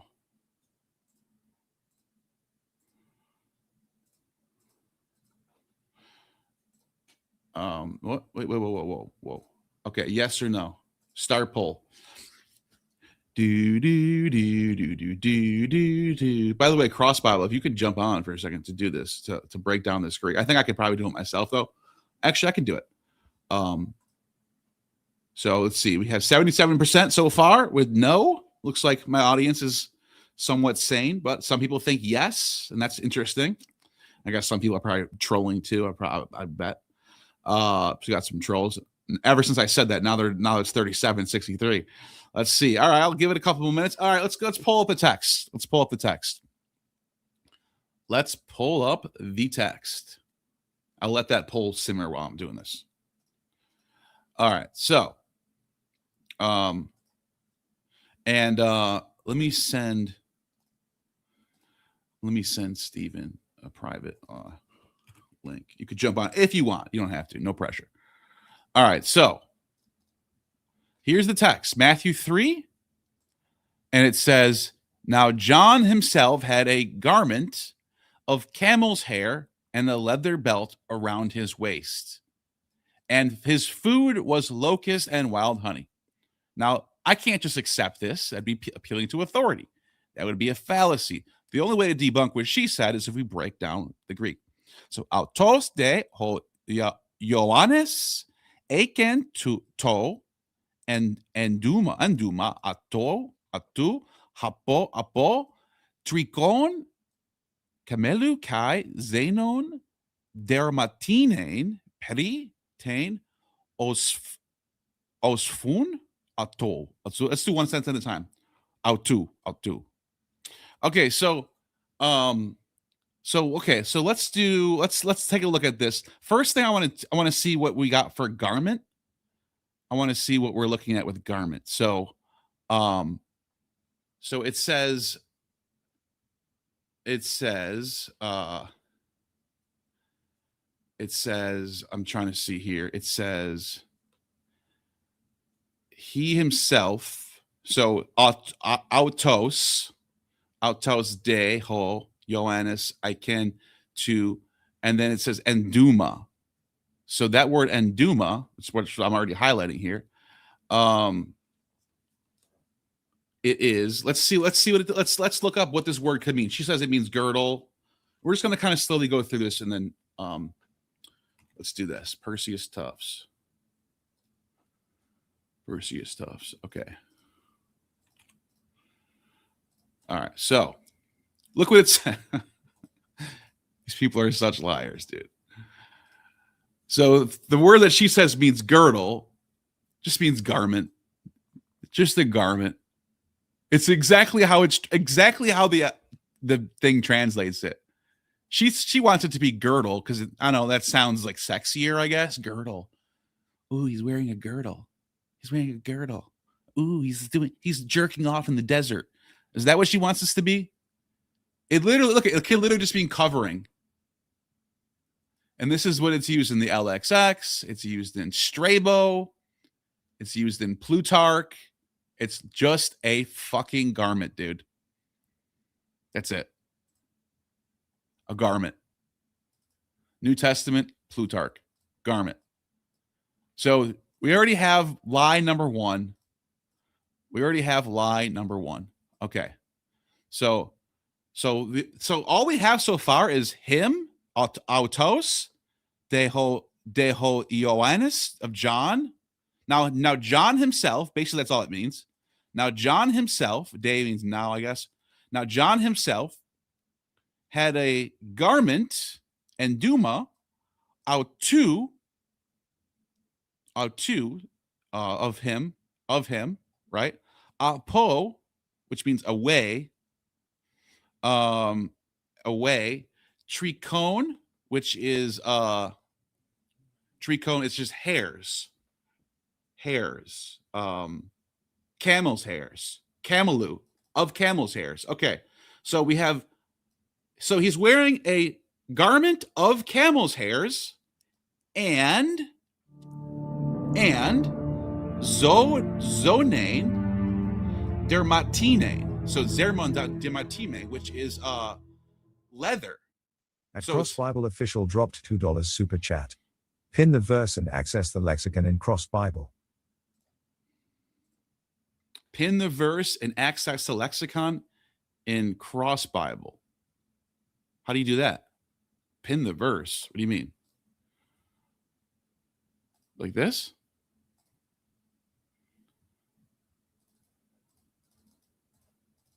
How do you do that, though?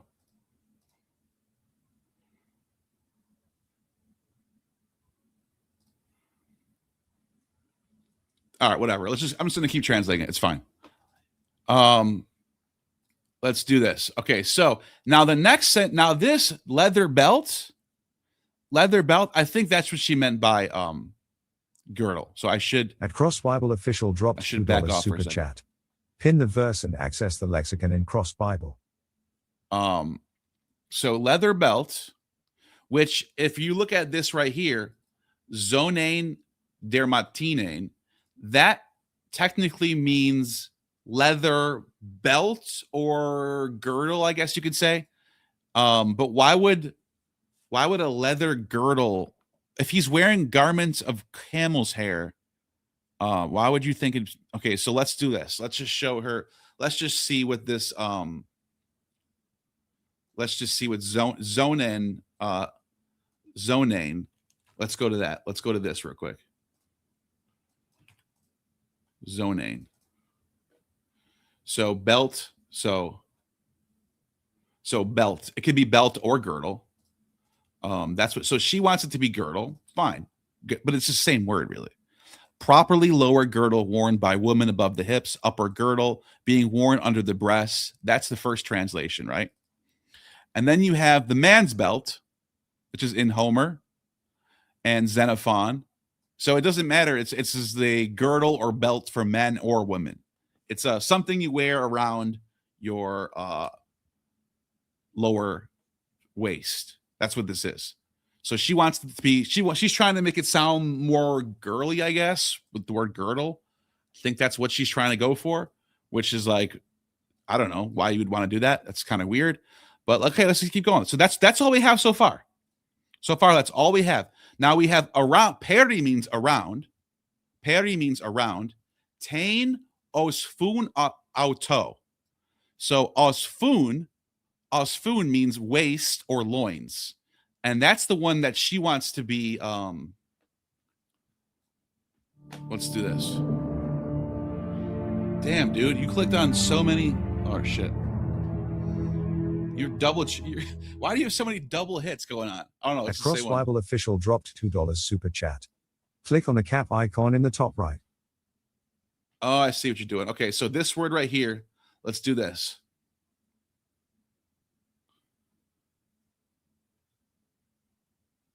Right here? Yeah, but where's the actual? I'm looking for. Oh, right here.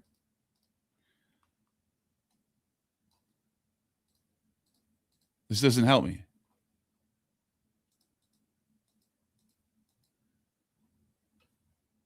Is this what you're talking about? That's why I said you can come out here and show us this. I'd rather just keep just doing. I don't know how to do this. You got to show me how to do this. All right, so we lost the English. We lost our English. All right, so okay, so this word right here, osfun autu, which means around his waist, or I guess this word right here that she wanted to be loins, which it can be. This word can be loins. So let's see here. Let's back off for a second. Fuck. So this is the word saying loins, lower part of the back. That's it. So, all right, what do we have so far? I just read you every single word basically on that first line. And all we've gotten so far is John himself had a garment of camel's hair, right? And a belt or girdle around his waist, or around his loins. That's it. That's all it says for this whole sentence right here.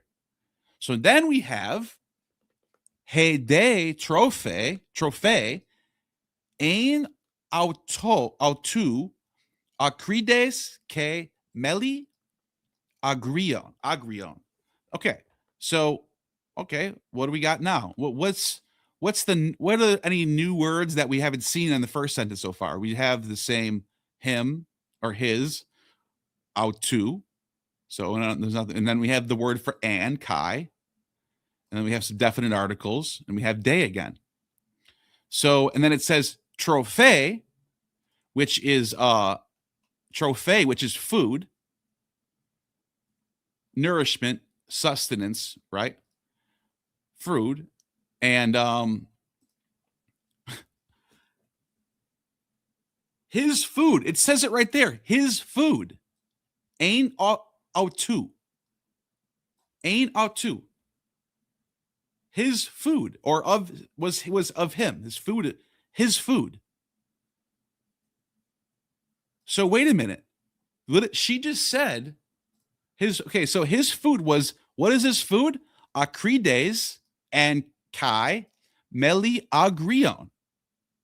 So what is that? Okay, so acrides is locust,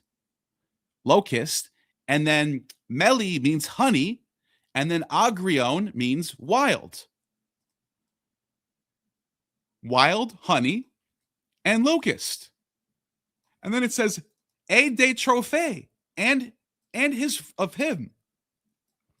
And the food of him, right? And the food of him. So you can't. So wait a minute though. Look at what she just look what just happened there. We have John himself was wearing a garment, right, of camel's hair, right there, and a belt of leather, or a girdle of leather around his waist of him, of the waist of him. That's what that's mean, of him. And then it says, and the food of him was acrides and meliagrion, wild honey and locust. What else can you fucking translate that as? I just translated it. I just gave you every single word in this whole thing. Every single word of this whole thing. Now let's, after we just saw it, this is exactly what it should be translated as. John had a garment of camel's hair and a leather belt around his waist, or around his girdle. Okay. And his food was locust and honey and wild honey. Now listen to how she translates that. Oh, here's Steve right there. Listen to how she translates that. I think I did a good job translating that.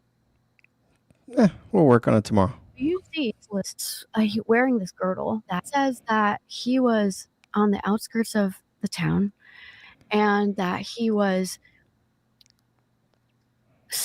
wearing this girdle. Or it says, it translates. Why it has to be girdle? That's weird, but whatever. It's girdle. Fine. Let's pretend it's girdle. Let's keep going. It's in English to waist, but it's around his loins. Fine. That's fine. It's around his loins. Girdle on his loins. Okay.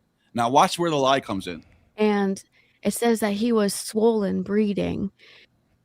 He was swollen breeding. Where did that come from? No idea. And one more thing she lies about here. And as like locusts. As like locusts. Forget about the food part. The trophy?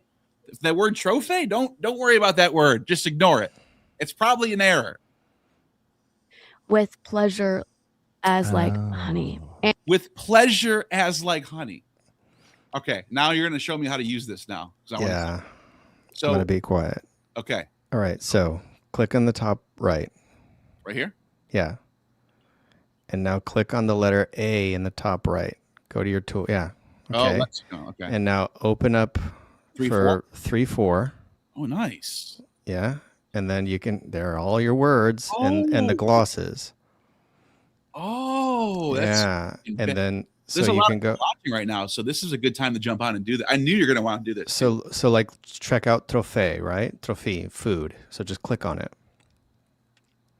Where is it? Any word. Trophée is perfect because I want to. There we go. I think you're. Sorry, you should be logged in. I am logged in. Okay, well, you have the one word glosses. I gotta go check your tier. The detailed definitions are going to be on the standard tier, but what you just saw is what you can access on the basic tier. So that's $5 a month. I think that's because that's what you're subscribed to. No matter what, everyone gets this for free, right? Yeah. So look at this. You can literally go here. I'm sorry, not for free. It's $5. This is even this right here. That's $5. Yeah. Okay, because I'm logged in. I don't even think I have any of the tiers right now. I think you're subscribed for $5 a month. Oh, okay. Because by the way, like that's I don't charge for Greek lessons. Neil and I just do that.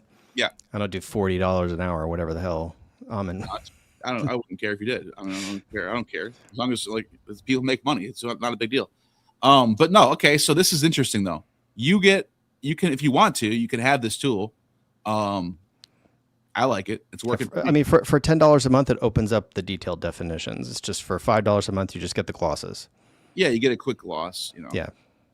But it also gives you if it's a noun or preposition or that's interesting too. But look at this. Where in here could she get the word swollen? What did she say?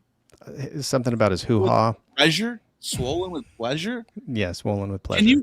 Can somebody point to me where she even what's the steel man here? I have no idea.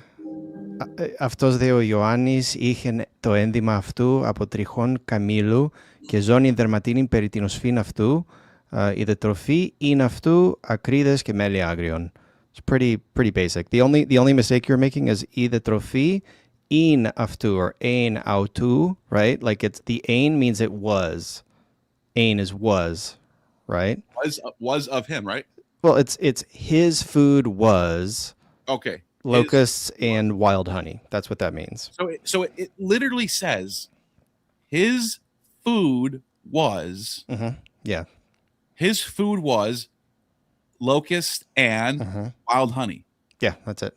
Like there's nothing you can do to turn this into his loins were like wild honey, and you can't, because you have to ignore this word trophy right here. Is there some sort of variation of this word that they're trying to go for? It's complete nonsense. I mean, she's saying that osfun is, even though it is his waist, it's a belt around his waist. That's what it is. But how that becomes his swollen hoo-ha, I don't know. Well, okay, let's look up trophy. Trophy, literally nourishment or food. Yeah. And then it says way of life, livelihood, living. I'm just trying to find out where she's getting the idea that this could be swollen pleasure. I don't know. I honestly Swollen don't know. Pleasure. And there's nothing in here. There's nothing, because you know how I'm trying to think like an Ammonite right now. Yeah. That's what they do. They go to a lexicon and then they try to find, where can I find this? And it's like nurture, rearing. Maybe that's what it is. Education. Oh, look, his education was wild honey. Rearing of animals. Maybe that's what she's trying to do. I don't know what she's trying to do, but it's nonsense.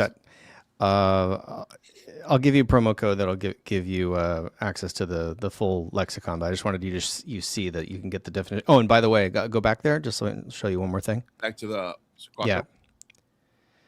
So you see how ein autu has those little brackets around it. Yeah. So if you click the back button at the top of the lexicon. Where? So the little left arrow, just to get out of that lexicon. No. Yeah, that one. Okay, now go to the textual apparatus. Where's that? It's next to the lexicon. So keep going. Notes, bookmarks, highlights, footnotes, cross-references, textual apparatus. So there you can see all the textual variants, and you can see there in verse. Manuscripts. Yeah, so these are all the different text, the different variations. So the ein autu you'll see in verse 4 is present in Westcott Hort, Tregelles, and so you can see that other manuscripts will say autu ein. So it's the same words, but they're flipped. Is it that change the it doesn't change. It doesn't change the meaning at all. Yeah. But it's just the received the Robinson Pierpont Byzantine text has autu ein. That's the Byzantine reading, and the critical text has ein autu, and that's marked in the SBL Greek New Testament. That's just crazy. That textual variant. People just, you know what it is? It's not even Maddie's fault really, because this is just, we live in the age where people just jump on podcasts and just say shit. They just say shit, and then everyone just goes, "Yo, my God, that was crazy." And no one cares, and then it just spreads around like wildfire. You know what I mean? That's what it is. So, are we going to do Greek tomorrow? Oh yeah, of course. All right. I'm probably going to call. I'm done right now. Actually, I'm done. Cool. Well, have a good By the night. way, you gave me like so many super chats for no reason. Well, at one point, I hit the button once, and it like I have my messenger open. I can charged me twice. You could have messaged me and said something. Whatever. Happy to support. Thank you. I appreciate that. All right. Have a good night. All right, man. Have a good one. Bye.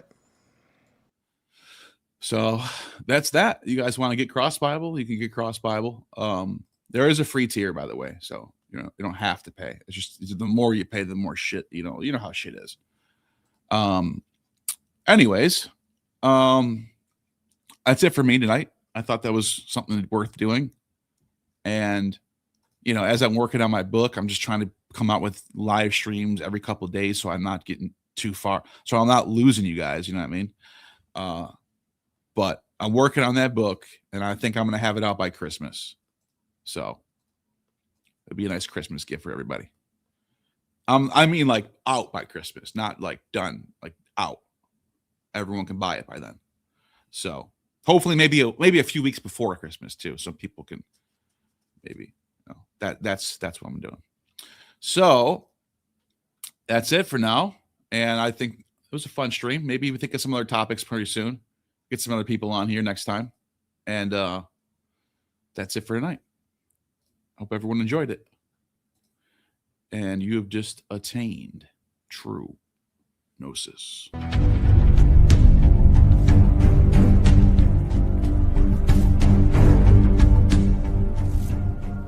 You have just attained true gnosis. The demiurge has no power over you.